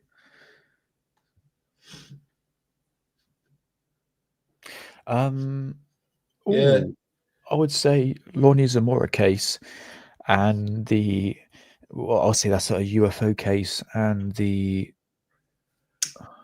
would say alien. I would say Pascagoula incident. I think those are the two. I say none of them. I'm gonna be honest with you. None of these stories that I've covered has there been something undeniable. Because undeniable is I want the graph. I want a clear, real picture of the alien. Maybe the best one that's undeniable, if you want to believe, is the burrito one, because he's got videotape of an aircraft and he's got the alien, and he's videotaped that. Yeah, the alien burrito. Dr. What's his name? Jonathan Reed is Jonathan Reed's. If you actually watch the video and you close your eyes, it kind of sounds like a gay porno. Well, I wouldn't know what one of them sounds like, but yeah, there you go. You opened up the door and you just walked right in. I blame it on the beanie and the vest, mate. I'm just going to say that now. You blame it on the books. Right I would imagine. I would. Thank you, 12-week tour. Yeah, what the fuck? I would imagine it sounds like it. But you know what I'm talking about. You know what I'm talking about. It's the same video, isn't it? Is it the one when he finds the alien in the forest with the craft? Yeah, that's the one I'm talking about. If you want to believe that one, to me, then that's going to be something that's undeniable, because he's got video evidence of a craft and he's got the alien. He's got it in tin foil. As far as all these stories that we've covered, I really can't say they're undeniables. Like even this one here that we covered, I think it's a brilliant story. I do believe something happened. I don't know what happened, and that's the whole thing. There is, to me, I think there is some sort of evidence. Can you believe the witnesses? This is, AJ claimed that he thinks he found, or he knows he found, Soldier X, but he wasn't prepared to out him, which is cool. So, I mean, that one's a pretty damn good candidate, because you got a lot of witnesses, you got government people talking out about it, the mystery of the aircraft flying in, hospital staff. But are we necessarily dealing with second-hand witness testimonies here? Because you're dealing. The guy who's speaking is the guy that was in the room, the radiologist. It's the guy who was in the room actually X-rayed the alien. That's not a second-hand. No, what I'm trying to say is that the fact, because it's been 30 years since the incident, you have people who will insert themselves into the topic, and this is it. the subject just gets more essentialized by these people that insert themselves in there. You know, yes, I understand there are witness testimonies, first-hand witness testimonies, but now we get other people that come forward, and you've got to question these people. Why didn't they come forward in the first place? You know, that's the whole point of what I'm trying to get across. I see. I like what AJ said as well, because I agree with that 100%. That these people were happy to go on camera, which adds to their credibility. Sure. See, this is the thing with Soldier X, and I did state that at the beginning, is that it's claimed, it's alleged. I hope Mr. Fox did vet this guy to see if he was really there, because I could do that. Like I said, we all know what Tyler did. He interviewed himself. You understand? Sure. We can all do it. We can all do it. I could have my cousin sitting in a corner, blacked out, and he's telling me through voice modulator or voice changer. You know, I work through the government. I work for the DOD, and we handled these things. I understand he doesn't want to go show his face because he could get in a lot of trouble. That's fair enough. Sure. So that's where I said I hope that Mr. I don't want to say it again. I said it twice, but Mr. X. Tyler, do you know who Tyler is? Don't you know that whole kerbuffle where hippie was asking that? I'm not hating on the guy. Please don't think I'm hating on the guy. I'm not hating. The Security Team 10, he did a famous interview with an insider, and it turned out that he actually just was interviewing himself. The things we do, right? The things we do. Yes, it's when you look at ufology as a whole, and you know me, I like to go back to the past and have a look at these cases and understand a timeline to these events. Do they have any credibility, the witnesses, any evidence coming forward, documentation? That's what I find interesting. Hans got a load of books here, you know, because I think we need to go back into evidence, well, I say evidence, material that is predates the internet, to learn the history of ufology. Hans got a load of magazines here and stuff like that. And what I've noticed is the credibility of these UFO sightings throughout the decades are getting smaller and smaller. Let me explain something. I believed in Billy Meyer. I believed in Gulfphree sighting. I believed in George Adamski. I believed in Phil Villa. I tell you what, a bit of fun. Oh, actually, should I keep up for show? Oh, yeah, by the way, no show Friday. So I'm going to show you it now, actually. Have you heard of Paul Villa before? You know what I'm going to say.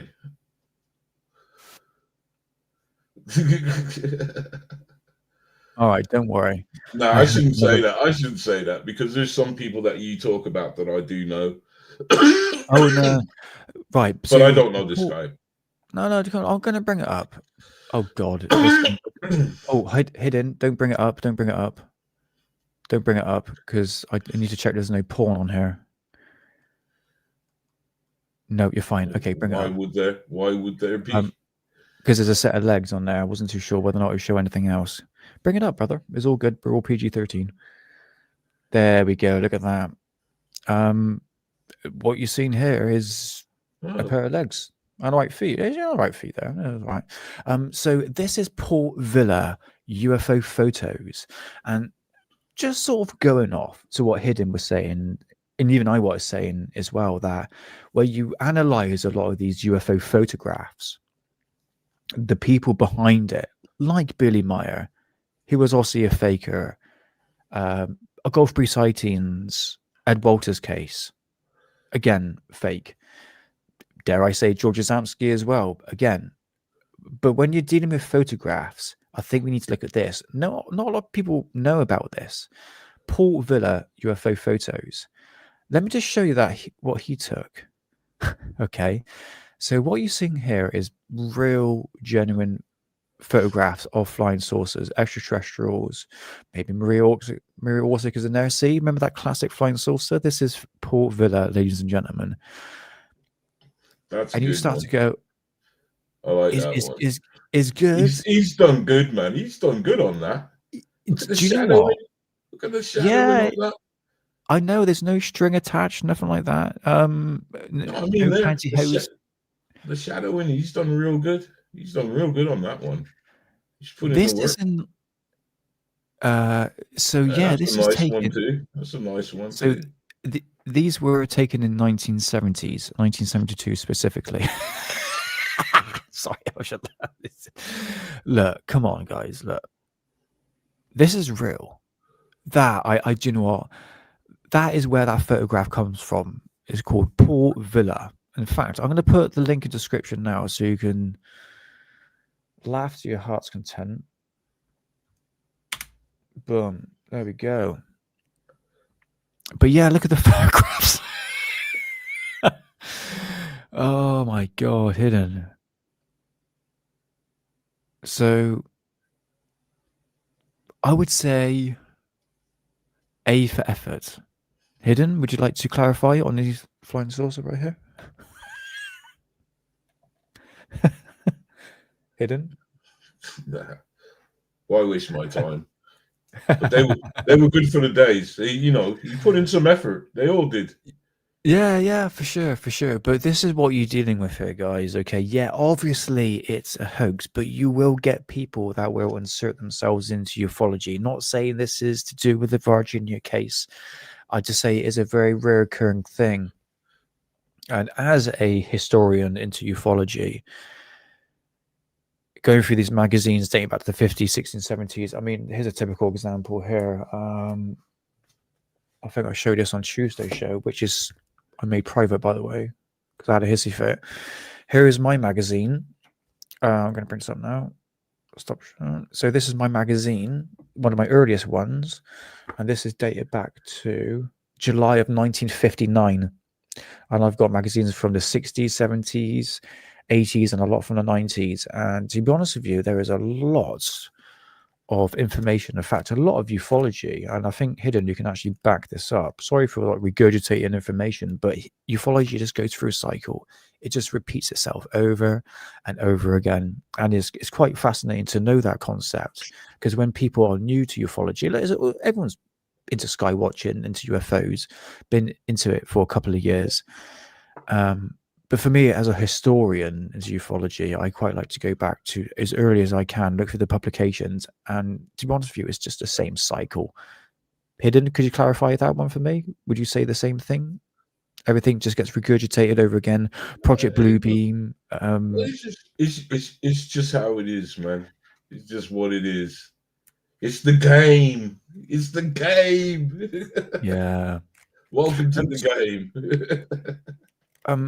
Sorry, dude. What is your theories on Avi, the whole 3-eye atlas thing?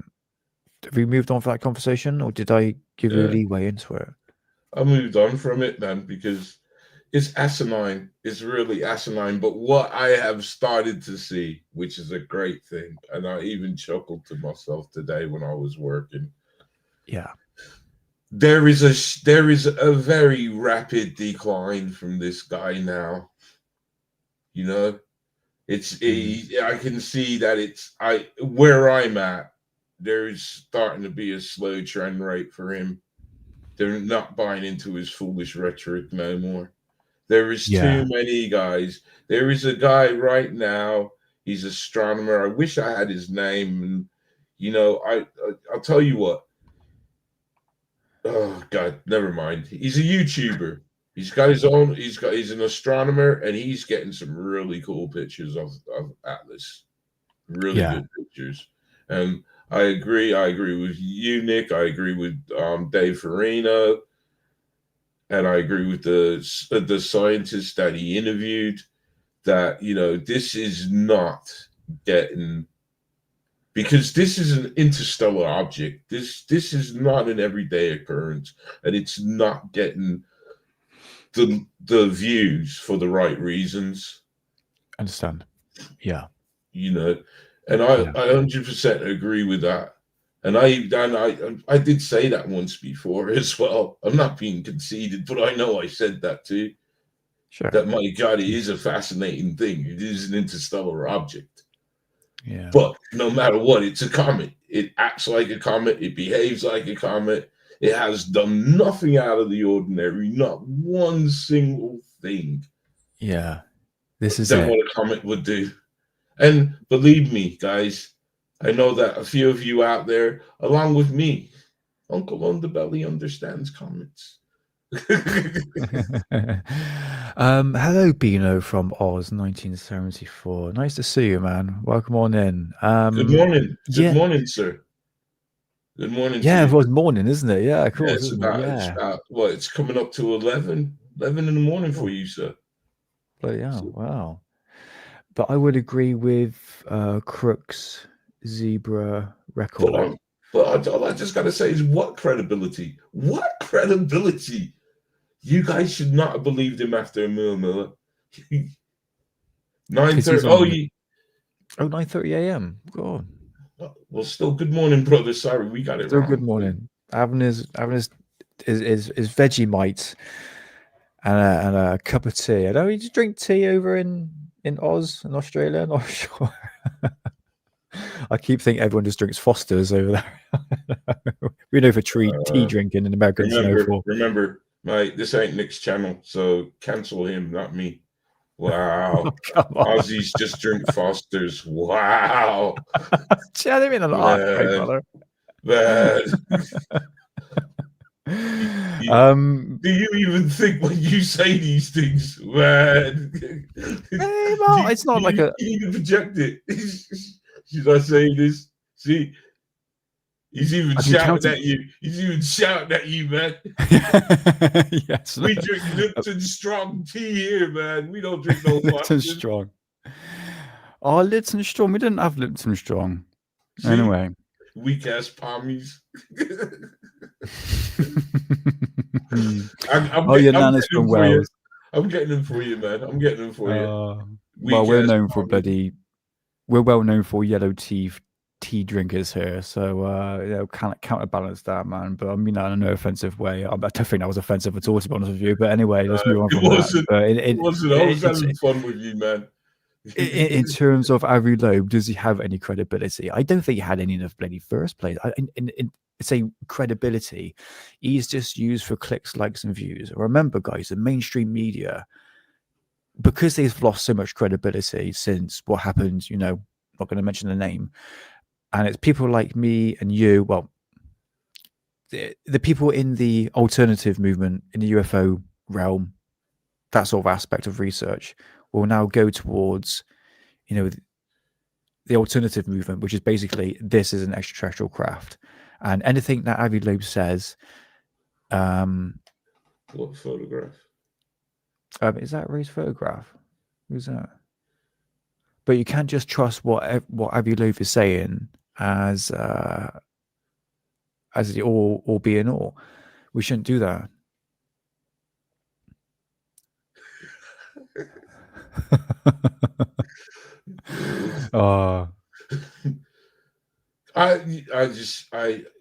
I don't see the thing. I don't understand. I don't get it. I just don't get this whole scenario with Avi Loeb, why it blew up. I really don't. And I don't understand why mainstream media ran with it. Forget YouTube, but mainstream media was running with it, which was kind of mad in itself. Yeah, but you always got to think, why? Why is the mainstream media promoting this? Because they're not getting any traction, because no one believes anything they say. So they pick on, they say, okay, what's trending at the moment? Yes, sorry. Yes, I think that's the channel. He looks like I think he's like a Spanish guy, isn't he? Oh, he's doing phenomenal work. I don't know if that's him. Yeah, bring it up.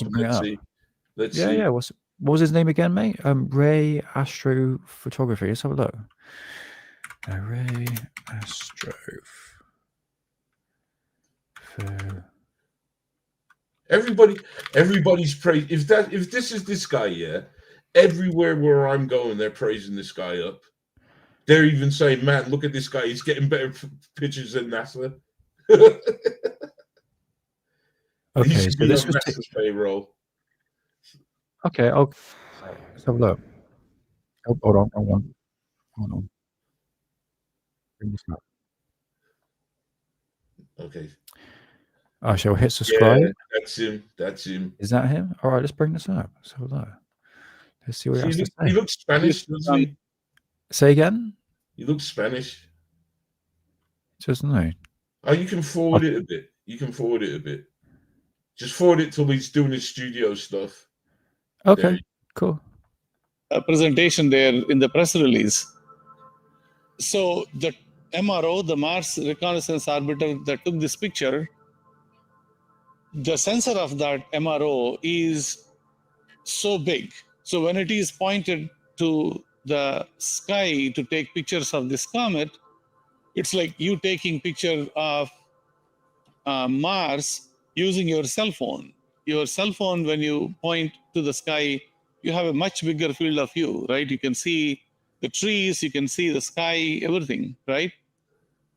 It's similar kind of feeling when you are placing this orbiter's sensor towards the sky and asking you to take a picture, because it's designed for Mars surface, not for sky. Thank And you, Steve. it is going to appear like one dot, like one This pixel man on needs some the credit. sensor. They developed a beautiful picture out of it, which is really great. There are two questions that I had in mind. Why did NASA chose to put that picture out there, which is decent size looking, and then they put this 1,500 kilometers, I believe, like 1,000 miles, roughly, the picture out there.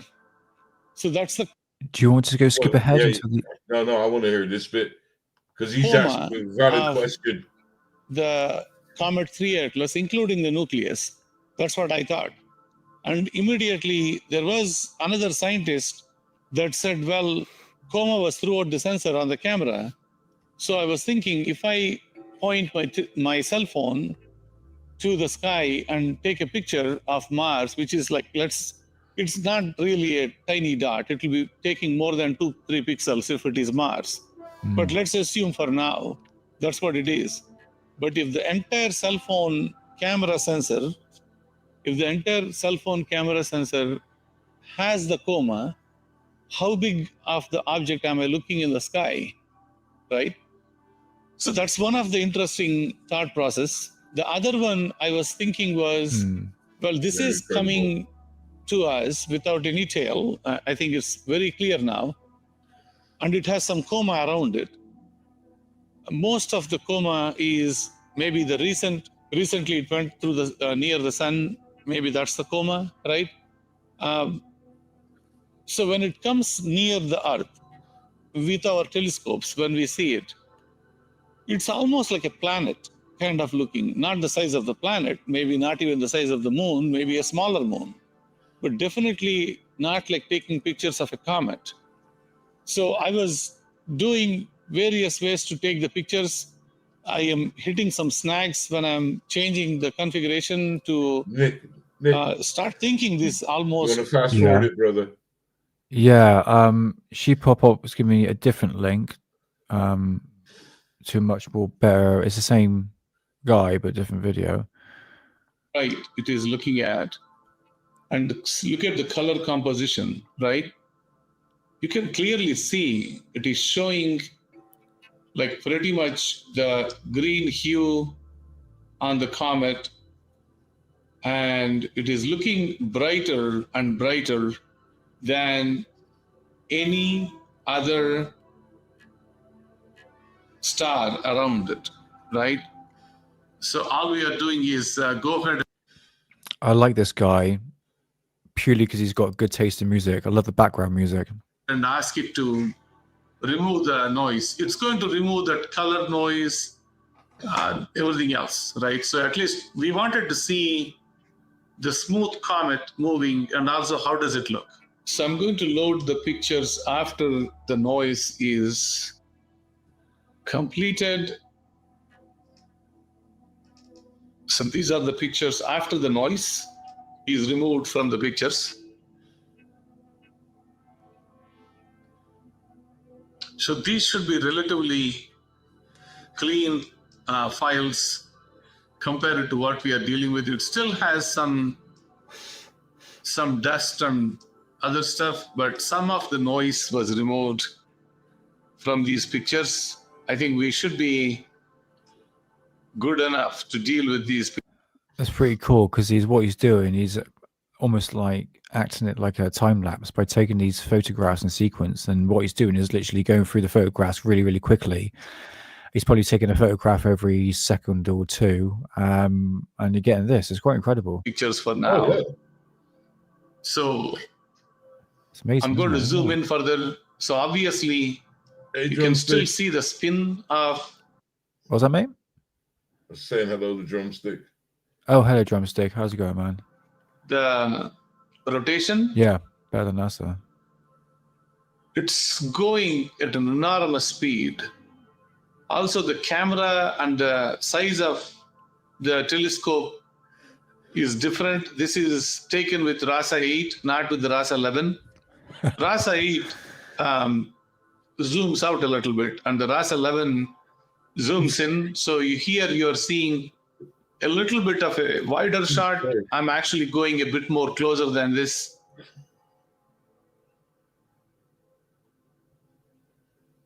Hey, Blackjack. Hey, how's it It's going, going man? to be a very Nice to big see you. comet. By the time we are going to see it on December 19th, they keep talking about all sorts of things, but my guesswork at this moment is the coma, irrespective of the size of the coma, the comet itself might look bright. If it loses all that coma, it's actually more scarier because it's going to look like a big dark kind of thing. Hopefully we can actually see it, but Oh. it's going to look like a planet, right? Yeah, do you want, there's another video that he's got here that Shipper Pop sent me. But immensely fascinating stuff. Does it look like it's pulsing? Does look like it, but is he saying that this is an extraterrestrial craft? I don't think so. I think he's saying this is a comet, you know. Calls it a comet. He's called it a comet from day one. Yeah. I Right. think one. Oh, that's it. It was rotating. Here it is. So after taking so many pictures of Comet 3 Atlas Here we and go. Comet, What these things 100 what these things tend to do now, it's interesting. If it's rotating, yeah. We've seen this by studying asteroids that when they come in, they rotate, yeah. They tend to have like what we would class as moons. Objects that, because they form some sort of that rotation, they got some sort of gravitation going. So smaller objects are caught in that gravitation. So that's the same principle with I'm putting the same principles to asteroids.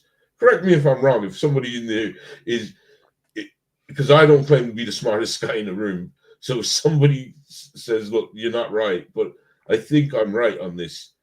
That they kind of like a gyros. Not they did, but it is their own kind of you get what I'm saying? Their own gravitational pull they have.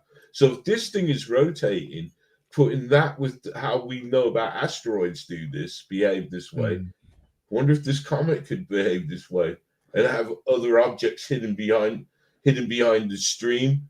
Because what we're looking at, what we're seeing, is not the asteroid itself, the comet itself. What we're seeing is the heat, the dust particles of what is being burnt up, the gases. Yeah. Because I believe what I don't know if they said this is a solid object or an ice object.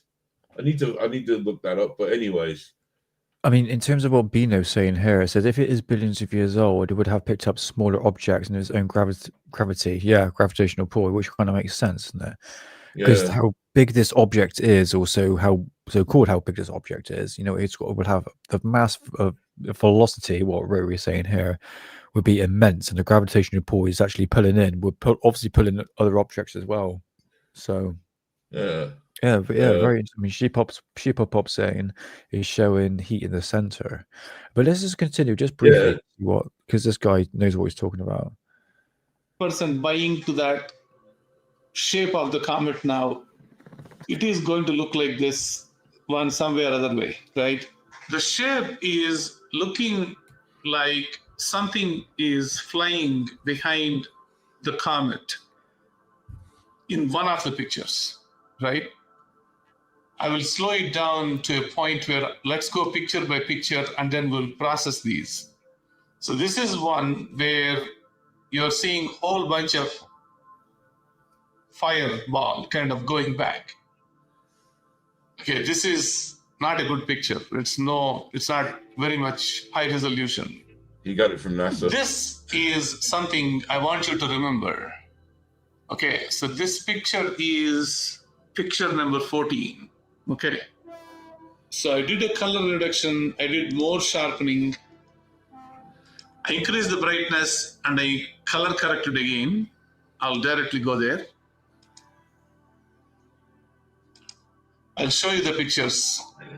So this is the one where I reduced the colors so that you can still see a lot of contrast, trying to keep the picture in the middle.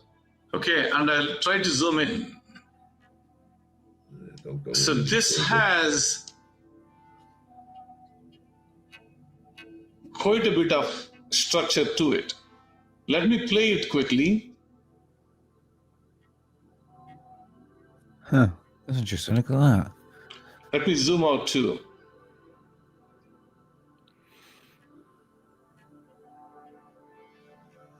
So when you're seeing this in the sky, right, if the UFO community or Avi Loeb saw this, they would immediately swindle this guy's opinion. Well, obviously, it's a very realistic conclusion on this object, which is the comet, but they'll pull it as, oh, look at it glowing. It's definitely extraterrestrial. Do you see how things have been working in the past couple of months? this is what it is doing. This proves as a mothership. Look at it glow and turning different colors. It's just like, hang on, guys. Like, we jump into, this is what's been happening the past couple of months, is people just jump into the extraterrestrial route, you know? It's actually spinning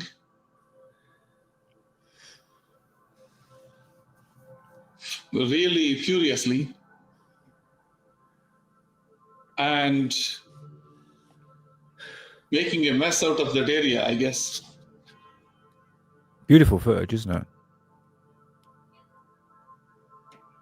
That is probably the visual if you go near this area.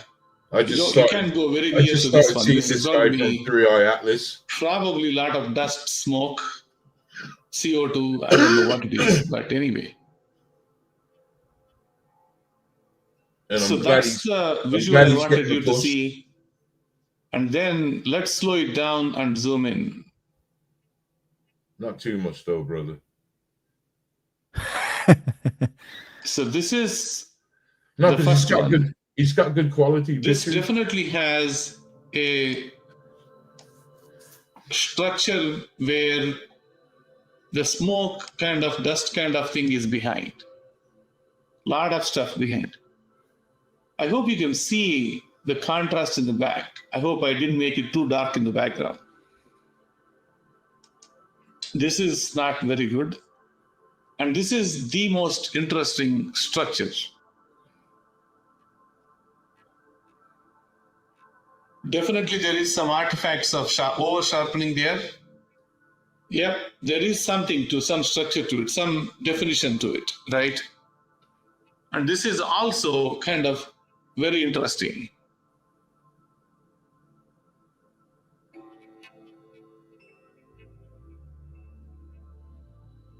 And this is quite a lot interesting.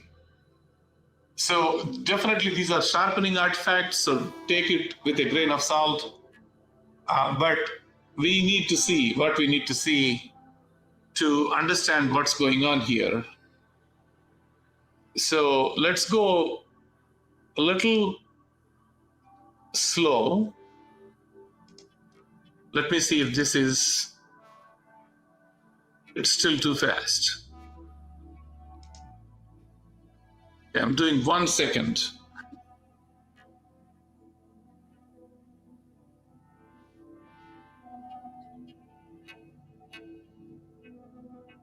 Some of the structures have no I'm seeing demons. focus. They're distracted. But some of them are really good. There are at least 3 structures that I liked of all these pictures. I'll show you quickly what those are. So this one is a really good picture. I actually uploaded to Wikipedia. So this one, I don't know if I uploaded one with this sharpening. Maybe I uploaded one without any sharpening. I don't want. Yeah, so this is second one.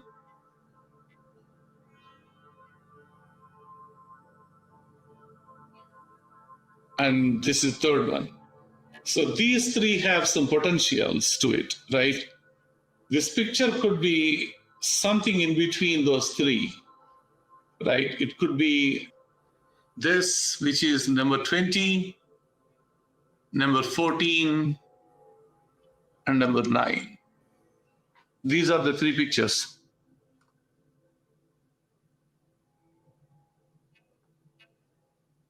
Amazing. So please. Fantastic. I think round of applause to this guy. Array Astrology, Astrophotography. I shall put the link in description right now for people, and I am going to put up just a very quick article that's come up now. So take everything this guy has just said. This guy knows what he's talking about, and he absolutely says that this is a comet, isn't it, really, when you look at it? Ian, could you bring this up, please? Just to show you something. That's just popped up into my news feed. Okay, just to show you the point. Kind of get this is what literally popped up on my feed. Right here. Alien spaceship 3 Atlas will change courses as experts predict huge planet crash. What a load of BS from the Daily Star. Once again, this gets pushed in my face on a daily basis. It doesn't mention any experts. And that's not even. Doesn't mention. That's not even that list. That's a moo. Yeah, this is it. That's a move. This is what. And it's saying 3 hours. Do you know what I mean? This is garbage being pushed out by mainstream media who just want to hit clicks and views because they become irrelevant. It mentions no scientists here. There's a real picture there. It is absolutely a laughing stock now. Who's their expert? It doesn't even mention it. It mentions here an expert, say he's an astrologer who basically saying that is a comet 3 Atlas. And just the clickbait title of alien spacecraft. I mean, we know we're dealing with the Daily Star here because they have become so irrelevant because they keep putting celebrity stuff. They need to clutch on whatever's going to get the views and clicks and likes. And unfortunately, to get garbage like this that get pushed in my face, and I'm supposed to take this at face value, given no experts at all, given no. I'm taking it out of your face. Get out of here. Don't worry. They shouldn't be allowed to do that. It's unreal. But welcome to the game. I'll tell you what it is. I agree with your frustration because it seems to be new players and they're trying to play their own game. And Avi Loeb is one of them. There's a very, very clear sign of that. All right, there's always been him. But you see, the sad thing about Avi Loeb now. The sad thing about Avi Loeb is, I know. Somebody said about the credibility, and I said, did he ever have any credibility? The problem with him now, he reminds me sadly that he's going to end up being like Uri Geller, just trying to grab onto anything to stay relevant. I understand. Yeah. You're right. Yeah, it become a bit of a laughing stock. Like, oh God, here's Avi once again on the 12th interplanet unidentified object coming into our solar system. Again, saying it's an alien spacecraft. He would write his another 10th book, and again, the cycle just continues. But you never know. They're probably playing that dartboard thing. You know that old saying about the dartboard. If you blindfold somebody, point them in the right direction of the dartboard, and give them 100 darts, they're bound to hit the dart. They're bound to hit the board once or twice. Good point. Something's So, going to stick. Maybe if we keep on saying the same thing over and over again, maybe one of these interstellar objects may be a spaceship, but you'll never know. Yeah. Did you know what? It kind of reminds me of. It's a bit like a soap opera that's left on a cliffhanger, and you're waiting for season 2, and it just feels like that. And when season 2 comes around, it's a bit. I'll say a bit like a Desperate Housewives sort of scenario. Sorry, the missus made me watch it, so I kind of understand that. It's like a big, like, nothing burger at the end, you know. It's like, oh, there was a big hype up and then nothing happened, you know. It's a bit like a recurrent thing in ufology. That's all it is. It's a different game. The only reason why I say about Yuri, yeah, I like Yuri. When I was a kid, I liked him, man. I liked him. And maybe it's because I was a kid and I was blown away by a guy bending spoons. But I did like him. I did like him. And I can say hand on heart, man, when I saw Yuri dropping the ball with these UFO things at the very beginning, I know he's gone well over the hill. But at the very beginning, when he was heading up that slippery slope, I reached out to him. I sure did. And I told him, Yuri, I really hate to see what you're doing. I'm happy to help you because a lot of these videos I would have seen before, and I know they're absolute trash. Yeah, yeah. So I'm here for your help, man. Never even got back to me, never acknowledged it. So, it's a slippery slope where we're going, man. I think so, mate. I think so. I think we're at the point now. Sorry, I know you were saying that. I saw the laughter. I did, though. Honestly, I did reach out to him. I've told you this before, haven't I, Nick? I think you did, mate. Yeah, for sure. Did you see the video of him recently? I think it was about a month ago, where he had the box with the photographs of the aliens in it, the negatives. No, it's like no. I just stopped now. I just stopped looking at him. I'm sorry. You see, it hurts my heart. He is wrecking my childhood. I like that man. When Uri Geller used to come on the TV when I was a kid, like any show he'd pop on, I'm watching it, man. I want to see my man bend spoons and fall. And he used to do it. I don't know how. People can say he was doing that with it, but I saw him put stuff on the table and do it. Well, I don't know how. Don't really care. No, to be honest, it was my childhood, and he amazed me. Can I speak now, teacher? Okay, right. There is one video, I think it was the Cohen O'Brien show. He was on a talk show.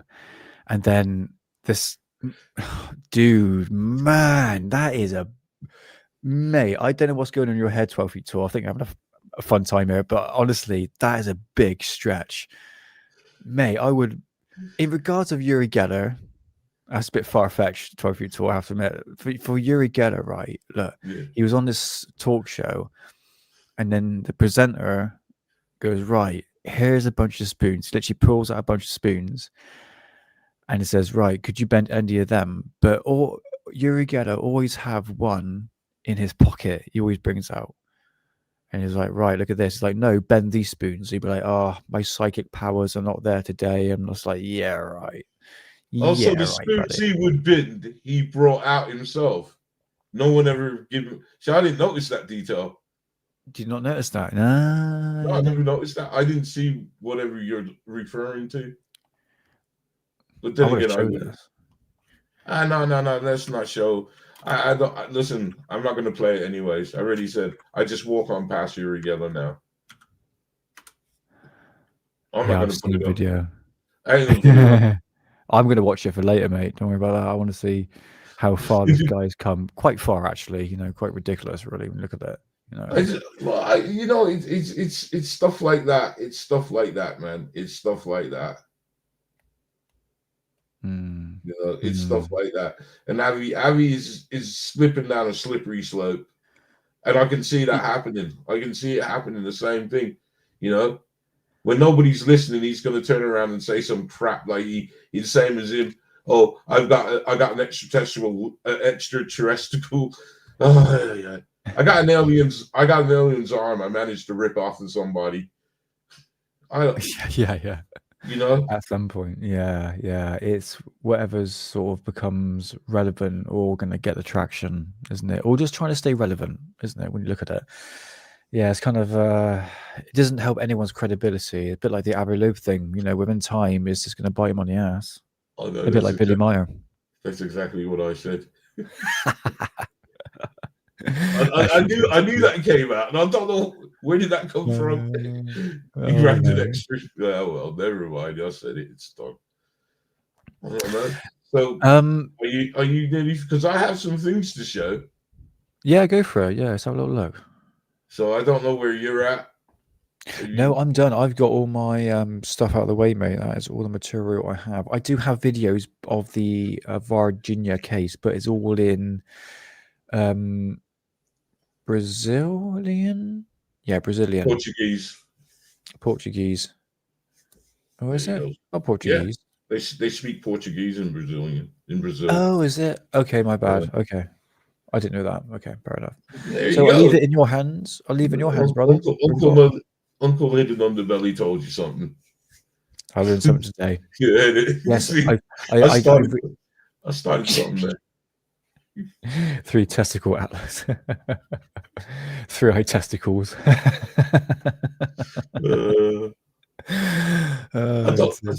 the hell did that come from, man? Somebody should clip that extra testicle. Mate, right, but anyway, we're all 420, dear. We're all good. What's up? What you got? Let me dig up what I got. Let's have a look. Well, I hope everyone enjoying chat and yeah, come 420. I might 420. You should 420. I should 420, shouldn't I? I feel like it. Yeah, you might not annoy our Australian friend by assuming they all drink Fosters. Oh my god! How could you? Mate, in the southwest, we are known for cider drinkers. Oh, here we go. Oh, you're from the southwest, are you? Are you for cider? You drink your cider then? I'm like, yeah, day and night, mate. But there's one thing we do share in common, the Australians and the British, that we do love a bit of Vegemite and Marmite. But then one can argue which is better. And to be honest with you, they sell Vegemite in the supermarkets. Yep, they do. And there's not really much difference, is there, between Marmite and Vegemite? I've never had Vegemite. Honestly, I've always had Marmite. Marmite probably a bit sharper, but no, I like the two. So there's a thing I like. Is it all good? I'm in the clear now. I don't know. It's not me you got to ask. What have you got, brother? See, I watch a lot of I think you would call it now retro gangster stuff about Australia. Retro gangster stuff.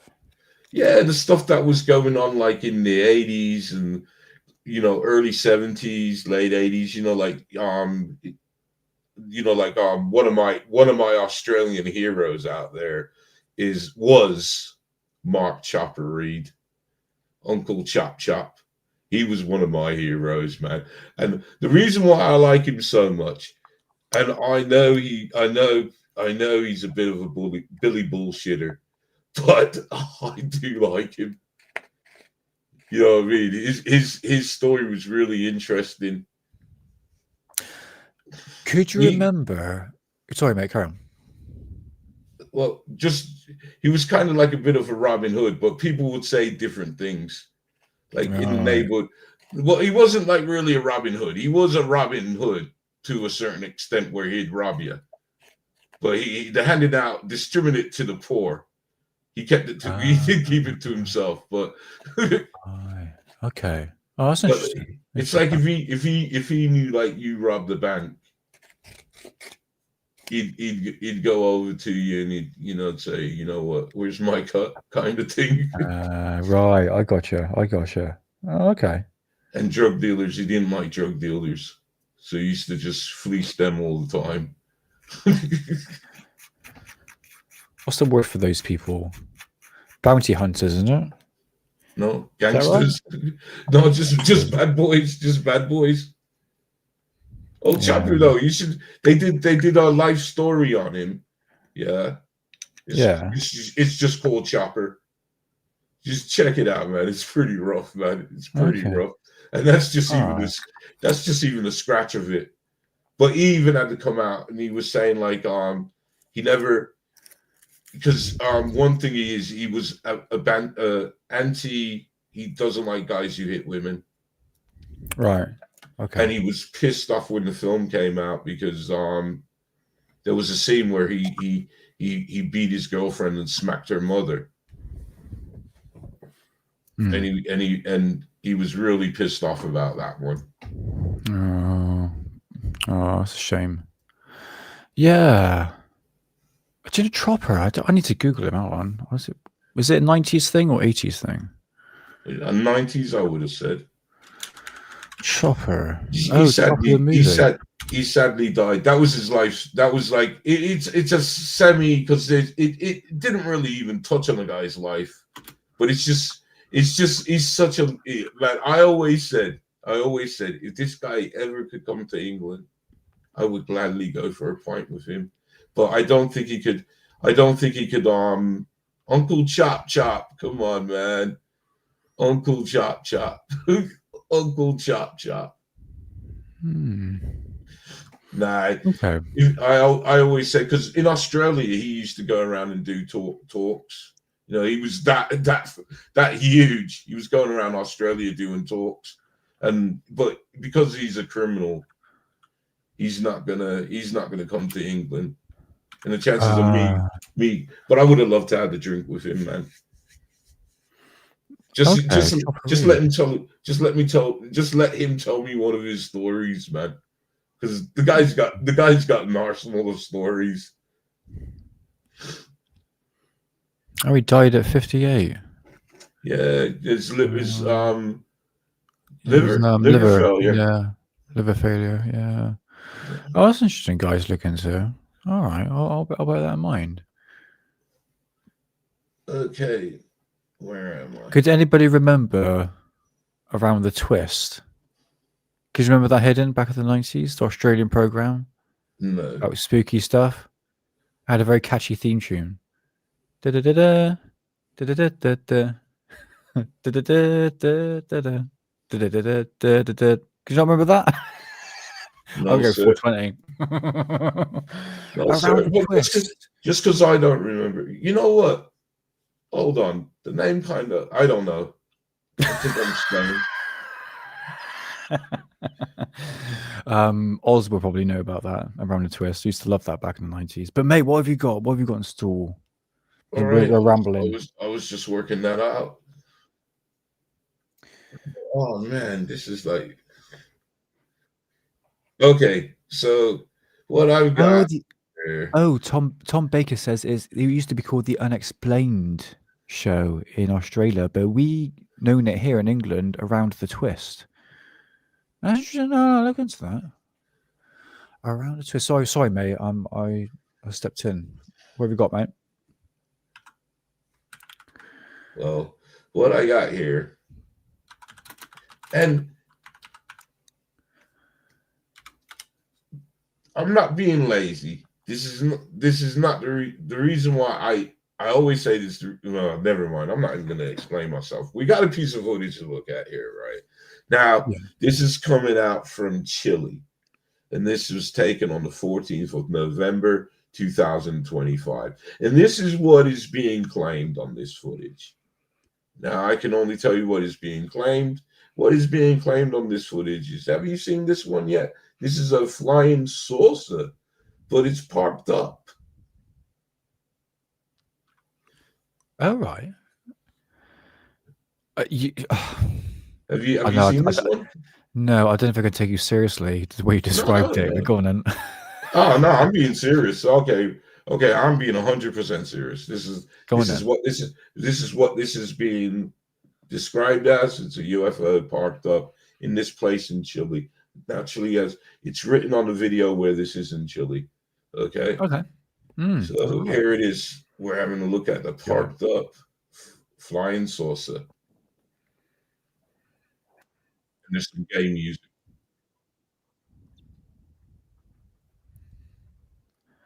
Wait, that thing's a flying saucer. Yeah. Huh.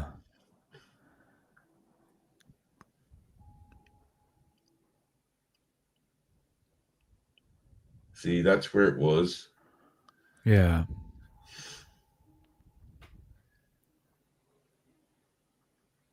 I hope there's no jump scare. Nah, there's no jump scare. I'm an old man. I wouldn't do that. I'm gonna boo. Is there an alien? Is there an alien? Can you see a Draco alien there next to it?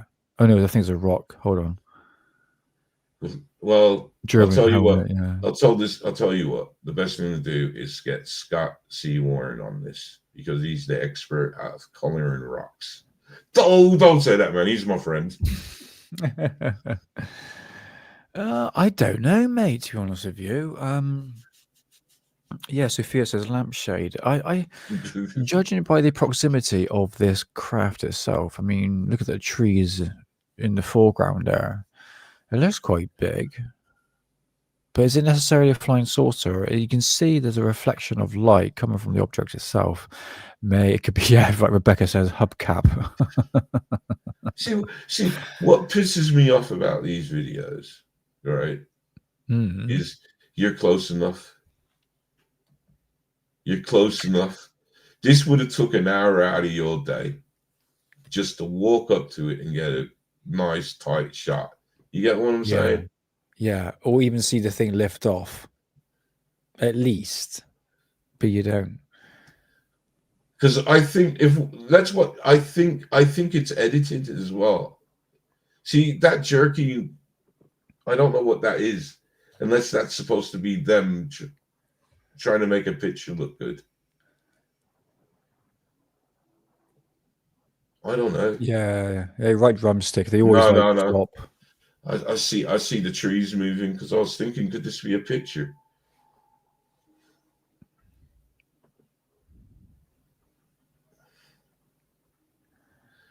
Let's see actually how far it is. Bobbler's there. Bobbler's R says it got clamped the day before. All right. Yeah, small. I would have to agree. It looks quite small. Again, how do we know what extraterrestrial craft looks like, isn't it? But it does look like your typical flying saucer, metallic craft. See, like that doesn't. But Nick, would you agree? Judging from that doesn't look that far away. No, I don't really. No, I could easily sprint at that in 5 minutes. Trust me, I'm a content creator. I can run. But no, right, mate. It doesn't look that far, mate. If I thought that was a flying saucer, I'll be like little kid in a toy store. I'll be like, right, let's do this. Let's track this down. But even if you just saw something, just out of curiosity, when you want to say, you know what, I want to know what that is. I mean, me thinking that could be a slab of steel, man. Well, not steel, silver, man. That could be worth something. Yeah. And it's just sitting there for you. These videos will never be explained. It's just out there for the remainder of ufology, isn't it? I would go closer. Yeah. It doesn't seem that far. It just seems over a little walking down there, and then a little bit over, even at least to walk closer to get a better shot. That's possible, because that's not. Yeah, you could, man. Why? I don't know. Where did you get this from? Hidden TikTok. No, that's some Facebook dude. He does UFOs. He shows UFO ones, but this one's kind of, to me, in my opinion, it's interesting because we got something there that doesn't seem like it should be there. On the one hand, Yeah, yeah. It does look out of place, doesn't it, in that position? But look, it could be. You could have faked it. You could have put a little prop there, but it looks quite big for a prop. it could be a tent. Yeah, shaped as a flying saucer. But the No, thing but is, as it's it the zooms out, angle. It's the yeah, angle. it's the angle of it. You know, you got the sun shining. Yeah, So for so sure. looking at this, Mm. looking at this footage, see, I don't know where this originated from, except I saw this on a Facebook channel that covers UFOs. Yeah, Now, because the date's hard coded and the location, I have to take that because that's not something that this channel does. yeah, sure. So wherever he got it from, they did that. I'm just thinking, okay, you obviously saw something you think you should film. You had a chance to get a bit closer. But choose not to. I understand your point of view on that. Anybody would. Anybody would. And that could be, this is why I didn't make a video on it, but I wanted to show you. Yeah, it's like a tent design shaped as a flying saucer. Yeah. I don't know, my friend. See, the thing is, I don't know. I think the longer I'm doing this, the more cynical I'm becoming. I don't know, because I'm at a point where I don't understand how drones are still being fascinating at the moment, but these objects that are being filmed are clearly drones, and it makes me wonder: are they setting the stage for something really that happened? Like, I'm starting to see I'm starting to be covering this UFO incident that happened in England in 2024. Have you seen me posting about this? Remind me, mate. Remind Where me. it involves the police helicopters. Guys, if you want to know what I'm on about, I know some of you are following me on X, and I posted it over on X, and it's about two UK helicopters, I believe, were doing patrols around shit. You know what? Let me just pull this up. Yeah. Because I don't want to give out the wrong information. When it's at a click of the button, I can give you the right information. Sure. Right. Okay. So what's been going on is this story's been breaking out that a UK police helicopter, and I believe it was 3 UFOs. Now, they were downplaying this as drones, but in one of the reports they did call it a UFO. Yeah. Now, of course. there we go. On November the 22nd, 2024, a National Police Air Service, and it gives the name of it, the serial number, helicopter was patrolling there. So it was only one helicopter patrolling their RAF Lakenheath when the crew reported two fast moving objects targeted and chased their craft. Right? Yeah. So what's come out today, and again, I posted this on X as well. What's come out today is a video. Now, what is being said, I think they're saying there's a half-an-hour video of this object from the police helicopter. Yeah? Yeah. But that ain't being put out at the moment. Oh. Okay. At the moment. Now, someone has very secretly got 6 seconds of it, but the 6 seconds of it is an interesting clip itself, which I haven't been able to see yet. But when I get it, those 6 seconds will be out there. Yeah. But what I did post today was a screenshot from that 6 seconds, where they got this. It's only a little black object on it. So May I ask, is it in infrared? no, I don't know. I can't answer that, man. Sorry for saying no. I can't answer that. I can hold on. I could tell you though, if you want to. Let's see what it was. Because I know drones are in the realm of ufology at the moment, and some of them are huge. And I've always said to myself, why, if they're unidentified, or given the aspect that the military don't know what they are, as they're buzzing around military installations, why didn't they shoot them down? And I think what the administration has done hasn't really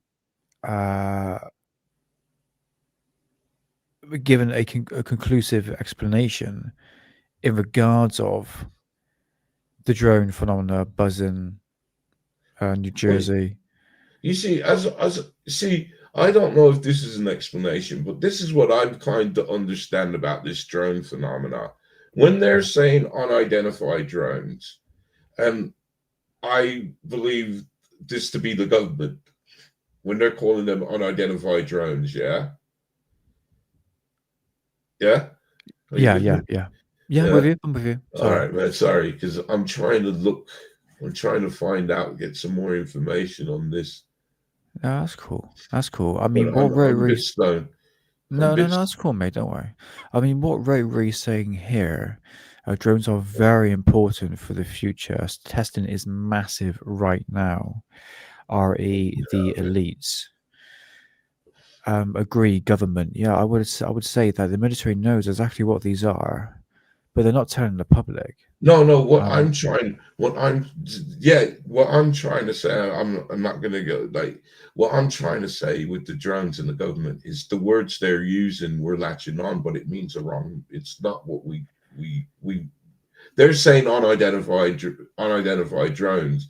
What they mean by unidentified is they don't know where the hell they're coming from. They don't mean they're coming from outer space. Yeah. Yeah.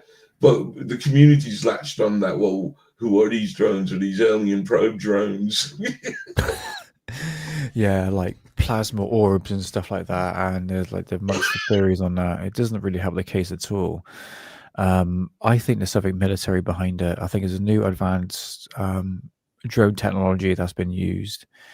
Extraterrestrials drones, extraterrestrial drones. Oh bloody! But yeah, I think I agree with Rotary on that one. I've always had that theory that, but everyone points to Russia, China, and all that, and I think it's more closer to home than anything else. I used to think that, but I'm watching what's going on in the news. And why the news? Well, I'm watching what's going down.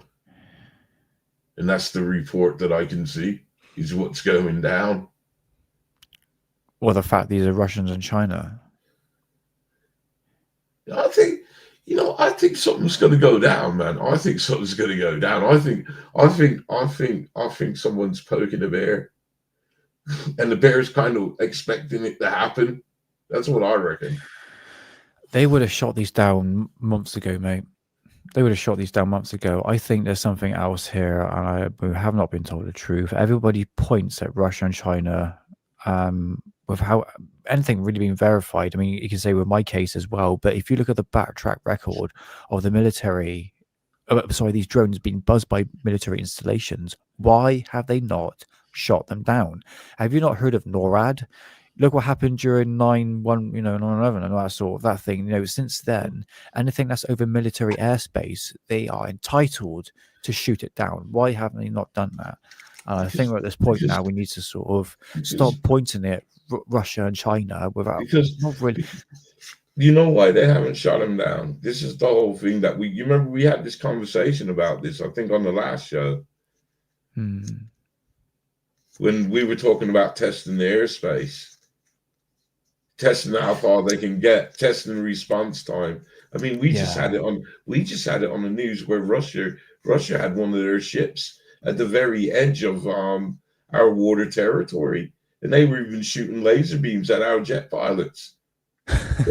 They're testing. that. I'm telling you, they're testing our response, and they're testing how far they can go into. Because don't forget, America, the closest spot to them is what, 6 miles? I think 6 so. They're all, miles.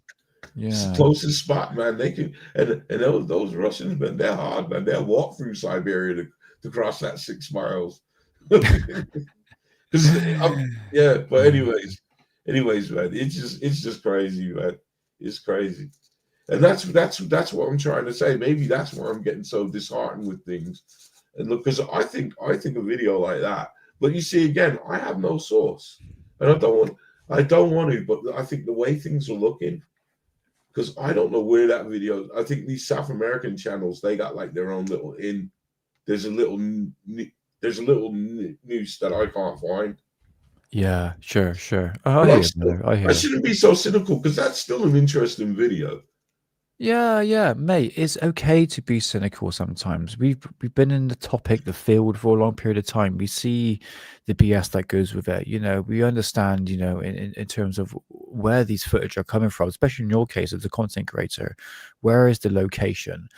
Can I verify whatever footage is happening? So That's I all I understand. want. That's all I want. It's a bit, I want to be able to talk to the source. I want to be able to talk to the guy who was standing there shooting that footage. And then I could ask him a question, why couldn't you go any further? Because that's what I would ask him.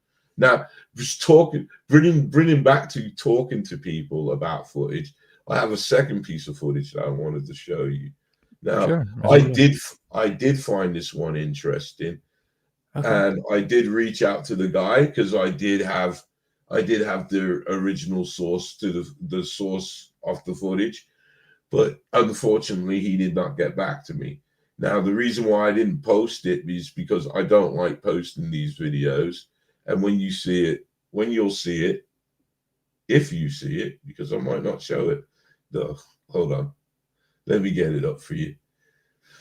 But when you see it, you're going to understand why, because I don't like videos. It's like this. It's interesting. Sure. It is. Yeah. The reason why I wasn't going to show it, Nick, and you guys, is because it's a video filmed from a TV. So the guy's filming his TV set to show you what was shown on live TV. Okay. You understand what I'm saying? Yeah, I understand. Yeah, sure. I've seen many videos like that. Yeah. Okay. See, I don't like these videos, because you tend not to be able to see the whole, and also there could be many other reasons why. But I did like it. I did find it interesting. And when he posted this video, I still got to set it up, so I'll still yabber a bit more. When he posted this video, there we go. He said, well, he had the wide angle of it, so we could see the whole screen. But he posted this letterbox thing. The vertical thing. Yeah, it's annoying, isn't it? It's really bizarre, really annoying. The thing is with that hidden, like we discussed it last time, is that the fact that it will get more views if it has it in vertical stream. It's weird. It's like it treats it like shorts, and shorts gets more videos than your typical landscape view, isn't it? So I think a lot of people do that. Well, here's the weird thing, though. He posted to a site that wasn't really interested in this one. Everybody was screaming out for landscape, because you see the problem. The problem with this is, I'm going to tell you this. There's a reason. I like this video, and a lot of other people did as well. But again, we are all in the same game. We're all in the same field. And what put us off, because I think this was proof. I even spent 2 hours trying to find where I could get the live stream for this, but I can't get it. So I just have to throw my hands up, because you guys know, as you know, I make videos. I get clips from Netflix, and I'll do a video on it, as you know. So yeah, it doesn't matter. And I think this is good. So I want to show you this. Here we go. I'm gonna Oh get yeah, some- just say hello to Sarah. Sarah Matey, is that right? Question everything, my friends. Yes, 100%. Question absolutely everything. I think the phrase is, what is the phrase? Believe none of what you see, only. Oh, what's the quote? Oh, Rotary, what's the quote? Believe none of what you hear, only half of what you see. I think that's what the quote is. Yeah. Anyways, here we go. Sorry, So- rambled. Sorry. I don't know what I wanted. I should have let you carried on. 'Cause Sorry. I don't want to have a joint, man. That's Sophia. Yeah, that's right, Nick. Yeah, believe none of what you hear, only half of what you see. I've never heard that It is. before. That's a Richard D. Hall quote. Yes, certainly is Rotary. Yeah. Oh, is Okay, it so actually Bill Cooper? Anyway, sorry, mate. what should I do? Should I show you the video or read the witness statement? Read the witness testimony first, and let's have a look at the All right. video. Build up. All right, I'm gonna mess this up. Let me see. Oh, I don't have a drink. I wish I had one of them bells. Oh, I'm gonna get cancelled for saying that. No, I shouldn't say that because it's done. But I should ring the bell. Can Mrs. make me a tea? All right. Now the witness posted this. Watching the Anaheim Ducks game. This is actually wrong because it wasn't Amazon.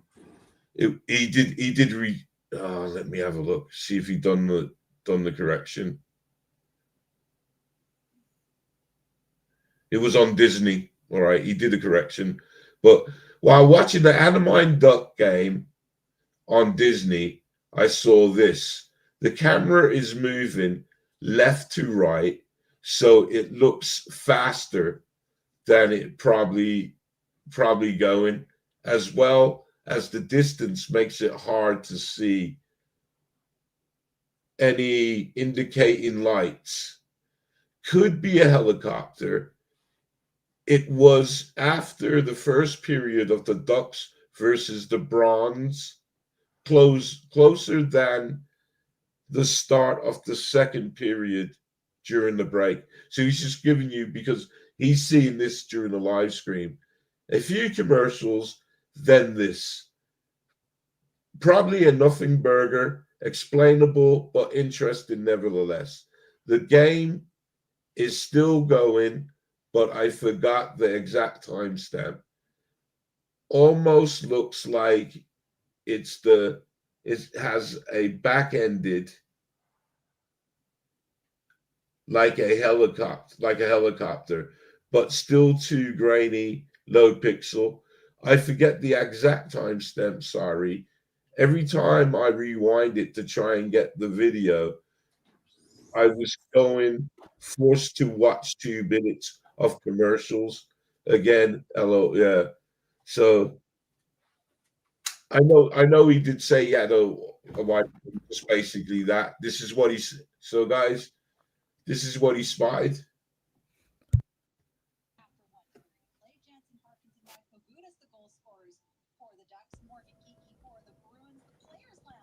Such a great segment.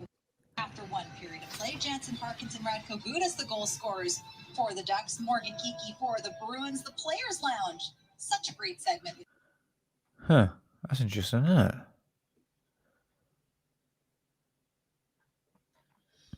Too fast for a bird. Too fast for a lantern.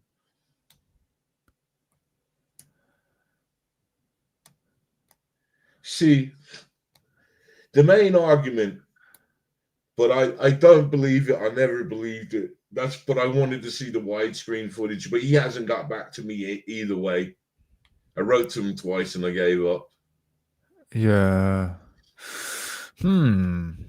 Not too sure on that one, mate. It's a big ball of light, isn't it? I've seen plenty of balls of light. For people who don't know, in chat, I do a lot of sky watching, and I have seen a lot of balls of light in the sky, and some of them move extremely fast and yes, change direction, but not that low. That's very low. That's below cloud cover. Hello, I'm here. Hello, everyone. Hidden is now gone, left me in charge. So, is he gone? Eden, you gone, mate? You left me in charge of a very popular show. I just 420. I'm. Oh, I'm so sorry. Did you just exit the building, Meal Uh, Cock? I heard somebody shout taxi. Bloody hell. So Yeah. what did you think, man? Oh, Did you- mate. Oh, fuck. I find it really tricky when, first of all, you're recording on a TV screen. Doesn't help at all. But it'd be good to find the original video footage of the actual news clip itself. Secondly, the ball of light moves extremely fast. I don't think it's a bird. I don't think it's a plane. Well, I'm not too sure. I really Can don't I- know on that one. can I give you one thing? Now, this is I Sure. tried to watch it, but a couple of voices are saying that the footage is time lapse. I don't think it's time lapse though. I'm not 100% sure. Didn't I'm look not like 100. it, to be I'm honest. not. It didn't look like it was time lapse to me, but I'm not 100% Because sure. Again, if I could get the full screen, or even better, get the game footage, get that footage of the game, so I could see where it is. See, yeah, I that's why I want the widescreen. That's why I want the widescreen, because I can't lay that one to rest, and I don't want to put a video out there without knocking that one out of the park, because that is the first one. That is the first one. But the light around it, see, I don't think it is that. I think Nick's gone. Hmm. Oh, that you're there. No, sorry. No, I'm just trying to think. I mean, these are really, really hard to clarify what these are. It looks like a ball of light, and like I said, it could well be a bird. In one aspect, if that was taken from a helicopter and the helicopter is moving slightly, and you've got an object moving in the opposite direction, it will give the impression that the bird or whatever object is going to pass through peripheral view of the video will make the object look faster. I did see a footage of a Chinese lantern in the sky taken from helicopter. It looked like it was hauling ass. But no, that goes off in the distance. Look at it. Yeah, that's why I don't think it's the lens flare from the camera. No, I don't think so. Hold on, let's have a look. I slow it right down. I don't think it's lens flare from the camera. But if he's got a wider one, I'll be much more happier with that.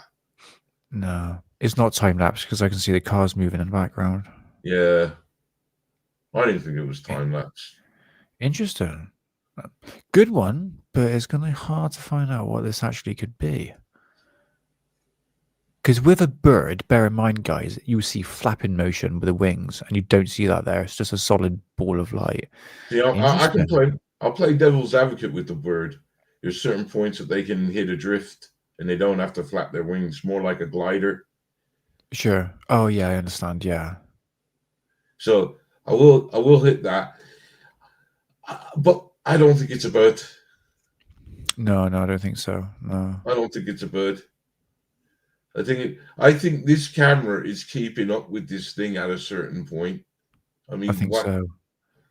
Yeah, let's watch it Yeah. again. I think that this camera is keeping up with it, so it's moving. I don't think it's Well, a it's moving. plane. It don't look like a No. helicopter. No. Because they're in the helicopter, and that's hauling ass. You For would think helicopters. you would think at that point you would see some flashing lights on it. If Sure. it was a drone, because Nuclear pigeon. it could be another drone from the other side taking shots of the stadium from that side. I don't know. So it's an interesting video. Yeah. Absolutely. It's pretty good. What do you guys think? Doug. Do Yeah. you guys think remember I should? those- Do you guys think I Doug. should put it out? I might put it out. Yeah, stick it out there. Why not? Call it rock. You guys tell me what to do, man. I might put it out. Do you know what it could I well like be? The more and Do you know more I what- watch it, I like it. Sorry. Yeah. Do you know what it could well be? It could be a rocket balloon. Rocket balloon. Oh, mate. I thought 20 That's hard good. on this one. I felt I'm feeling nice and relaxed, all chilled. And you know what? Chat's been really good today. Nice to see new people on chat. If you want to hear about the Varginha case, you need to skip 3 hours back for us to talk about it. So yeah, but nevertheless, a really good video, mate. You I like think that check one? it out there. Yeah, I like that. It's good. No, it's one of those videos. The more and more, I'm going to reach out to him again. Yeah. But this time, I'm going to say, look, I'm going to put out I'm going to put the video out. So if you've got the widescreen of this, please send it to me. But if you ain't, the video's going out. Yeah. And if Yeah. and if you don't like it, please tell me no. So should we have one more joint? Because I want to have a joint before I say goodnight. Who's smoking a joint? Yeah, go on then. Go on then, because I'm getting quite sleepy. No offense. Yeah. But anyway. Sorry, Jesus, that was bad. As you can see, I've been watching more Scammer Paycheck. Oh, I love them. It's so funny. Have you ever watched them? Yeah, I've seen that. Yeah, when he's How do I get it off? scamming scammers, isn't it? I think that's the phrase for it. Yeah, yeah. I would say that, man, but he's just you know that saying, not all heroes wear capes. Yeah. That's him. And I know there's others. No, man. I saw the one where he was on he intercepted a call from a 78-year-old woman, and he calmed her down. He talked her through it, and he said, "Look, I'm here to help you." And she was like, "How much is this going to cost her?" He goes, "I'll do this for free, man." Oh, that's good, people. Get her money back. I think she was walking around. I think she was walking around with about 15,000. Wow. These guys are bad. You don't know how bad these guys are. Okay. Right. Have you ever watched them? No, I haven't, mate. No. They get all the files. They give the location to the police because these guys are organized. These scammers, they got spreadsheets. They got hit lists. He gets all that from them. He gets all that, and then he wipes their computer. Sometimes he puts stuff on it so it won't work. Do you know what solves a problem? Yeah, and I would agree. I would agree with Rebecca on this one. A nice hot chocolate and a bag of weed. And a bag of weed, man. Let's stop the wars. Let's stop the Star Wars. Star Wars is crap. But yeah, man. I think a lot more people needs to 420. Not promoting drug use, by the way. just stress that out now. But man, we just need to chill. I think everyone takes life a bit too seriously. We'll take UFO footage and the community too seriously. I'm hoping you're saying you can come on. Well, thank you, man. I'll tell you what, man. I will read it today, but respond to it tomorrow. Because I'm stoned. And when I'm stoned, people don't write right. You'll get this email and say, "What the hell is he saying?" Oh, dear. But please, I would love to have you on, man. I'd really love to have you on because I think you got a very credible sighting. Awesome. Yeah, if you do come on, it'd be amazing. I'd love to hear your story. And that's why I love doing this channel, man. I love this channel, man. This is like the second time that eyewitnesses come out and said, "Hey, look, you talked about my stuff on your show, man." Because I think it's really interesting, man. The stuff he sent me, it's a lot to unpack. And as you know me, I'm not the best to unpack stuff. That's why I would like him to come on, because then he could just tell you his story, and I can show you. Because it's like really interesting. He's gone into details, man. There are no hills, there are no mountains there, man. So these things were definitely in the sky. Awesome. I've been doing a lot of sky watching recently. Supposed to be having like really clear nights at the moment. I've been filming a lot of balls of light in the sky. Yeah, I mean, some of it could be satellites. Some of them are like really like hauling ass, man. Some of you are going in different directions. Hey, John, welcome back, man. Welcome back. This was like a cluster, man. Really? I Oh, think he even sweet. said the main one was like a diamond. Yeah, he's got like Oh, awesome. he's got like I think what is it? I'm sure it's about close to 5 minutes footage of this. Okay, because Just what I'm actually asked for a Christmas present is like a night vision scope, so I can actually track the skies, but to the best that I can to capture what these things.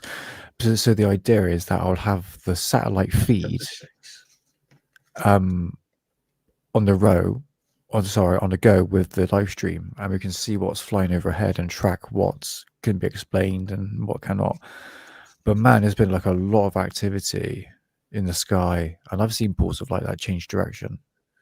It's very interesting. I have to admit, I'm really getting into it, and I just want to invest in the equipment. But yeah, it's I think more people are looking up in the sky, which is great. I think it's really cool. And that's one thing you got to thank the grifters. Yeah. Because with these grifters, man, they have fired up people to do look up, and that's what I said that from the beginning, and I really need to go back to saying, look, instead of ragging on them, I need to say, you know what, thank you, because you fired in some people a wanting, a yearning to understand our cosmos in a way that you could never. Yeah. What do you mean, Rory? What gen is it, Nick? In the UK, we allow Gen 1 plus 2, but there's 3 and 4. What do you mean by that? Huh. Sorry, man. I am like stoned. I think they're kind of like mobile phones. So if you look at that iPhone 17, I don't know where it's at, but whatever. Okay, I got you, man. Kind of like Xboxes, PlayStations. You're talking about models. You look at the 5th gen. Yeah, sorry, Rory. Am I right? Yeah, I think that's what you're talking about. He's saying Gen 4 is a great model.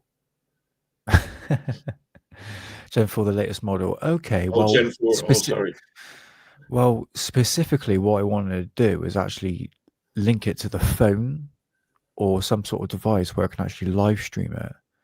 I am looking at the moment to find the perfect device for that.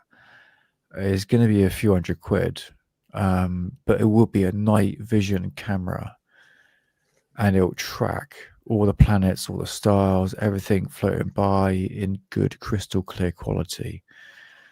So yeah, that's what I'm looking to do. It's early stages yet. Because I decided next year I want to dedicate more on sky watching. So yeah, well, I'll keep everyone posted. But I guess the more money you put in, the more better quality you're gonna get. So, but we're flying down to Christmas, isn't it? It's in like 4 weeks away. It's crazy. You know, crazy.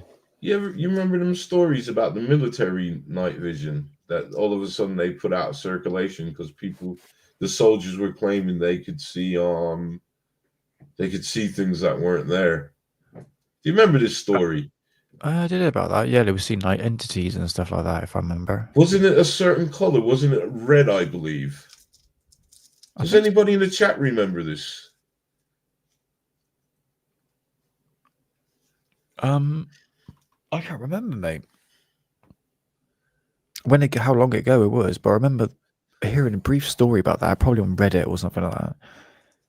Well, no, was it red and blue? Sorry, I got monkey. The 3DI, you got me. It's a red light vision in Vietnam.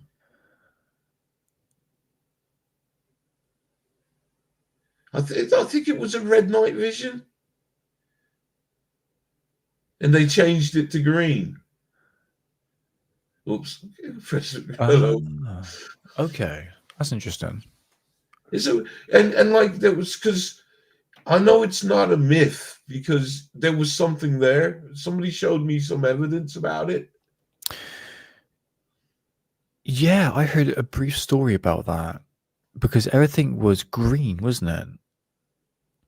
Before it went into like this grayish color, if I remember rightly. And I did hear there was some sort of unit that was capturing spirits and entities. Or it might have been blue, actually. I can't remember. Yeah, Science Evidence Fringe. Yeah. There are some spirits, glasses, blue perhaps, but another thing. Oh, Yeah, I'm oh sure. right. I'm Only sure it visible was the in red red. lens. I'm sure. I'm sure it was the red lens. I'm Oh, sure that's interesting. because I saw there was the. Yeah, never mind. I can't talk. I ain't going to talk too much, and I'm not going to talk too much about that one. I tell you what. I just we'll remember bring what up I the saw. next- yeah. Okay. Channel. Oh right. Interesting, Rotary. Okay. That's what I always wondered. Are we having the same conversation? I wonder. So, but I wonder could it be because wouldn't that just solve the problem then? Hmm. Just put a red filter on the lens, and then you could see into dimensions. Yeah, that's a very interesting concept. I'm gonna look into that actually. Yeah, it really gets brought up. Yeah.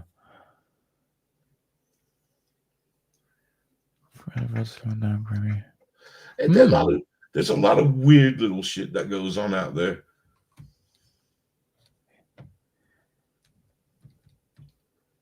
Yeah, I'm just googling now. Hold on. See how I run this, man.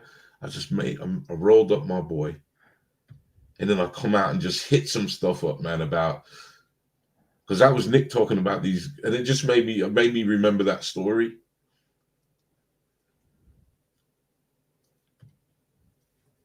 Yeah, I can't find it, mate. I'm gonna I'll look at it for another time, to be honest. But Yes. yeah, I remember hearing that story. Yeah, very interesting. Yeah, yeah.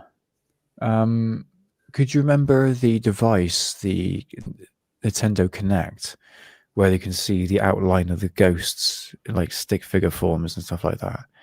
I don't know if that was debunked or not.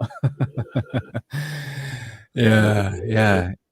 I said extra thingy, so It's fine. yeah. But yeah, that's I don't know. I don't think it because I still see them still using it. I don't think anybody thinks it's. I don't know. I'm just giving.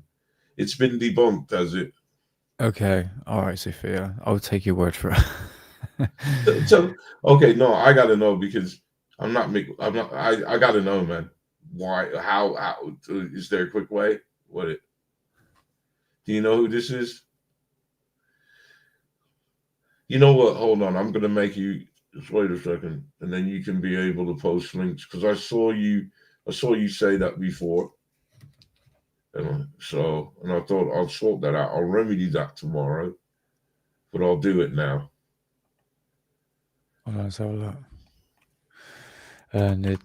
Nintendo Connect Paranormal, I guess.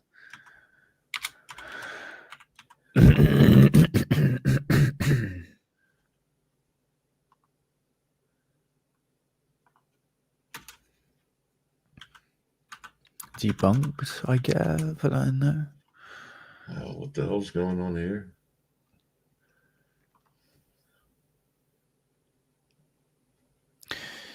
Yeah.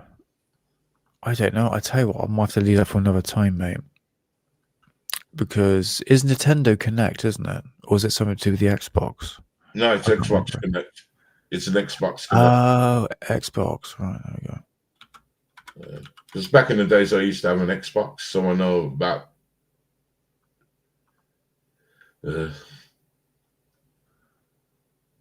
Okay. Right. Well, I'll probably leave that for another time, mate. But yeah, I'll trust Sophia's word on that. as a hoax. I don't know. Yes, that's it. Yeah, the SLS camera, which was the Xbox. Yeah, I thought it was Nintendo, but no, Xbox. Yeah, it's that you used to add yourself into the games and stuff like that, like the Wii used to do. So cool, mate. I've got nothing else. And to be honest with you, I'm pretty tired. I'm gonna be honest. There you go. All right, well, that's it. Let's call it a night then. You're gonna call it a night? Okay, mate. Appreciate it. Yeah, thanks to everyone in chat. Is much appreciated. Really good numbers tonight, I have to admit. Please, to the 88 people in chat, 83 people in chat, please like and subscribe, and please spread the word. It'd be much appreciated. And yeah, we'll catch you in a couple of weeks for, I'm not too sure what we got involved, but we'll figure something. But yeah, thanks to everyone in chat. Is really much appreciated. Hope it's a bit entertaining, something a little bit different. Always a mixed bag. Throwing a bit of insults now and there, you know. In all good fun. We're all good fun here. But yeah, Xmas show, drumstick. Yeah, we'll get to it, mate. Yeah, we'll have a show before Xmas. Don't worry. And might get some guests on or something like that. We'll see. We'll figure something. Yeah, we'll figure something. All right. Okay, and that's it. So look out for my rhetoric on that video, because it's pretty interesting. Yeah. I like that one. I do like that one. I do like that one, and I 100% don't think it's camera flare or flare from the camera or whatever. I think that's something there. It's just a shame. So that's that. And I'm not going to go into why it's a shame. But I will write to the guy and tell him, look, I'm going to do your video, mate. Yeah, do it, man. Might as well pull it out there. All right, no so harm could be done. And that's it. On that note, my mouth is dry, man. I need a drink. Yes, on on that note, I won't say stay blessed and keep safe, because I do mean it in my heart. But you'll hear it tomorrow in the video. So I'll just say one thing. There is no show on Alien Addict on Friday. I'm off to a party, but I might make up for it on Saturday, on like a Sunday or something like that. We will see. But yeah, no show on Friday. Okay, apologies, guys, but I got to let loose a little bit and just have a bit of fun. I always have fun on Alien Addict, but this is drug fun, which is different. Definitely cotton mouth. But yeah, thanks to everyone in chat. Much appreciated. We'll see you soon. All right. So all I'm going to say is much love, guys. But you guys know that. Much love. Much love. Out of happy here. 420.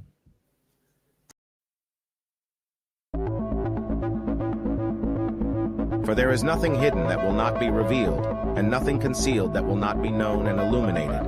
Stay blessed and keep safe. This is the hidden underbelly.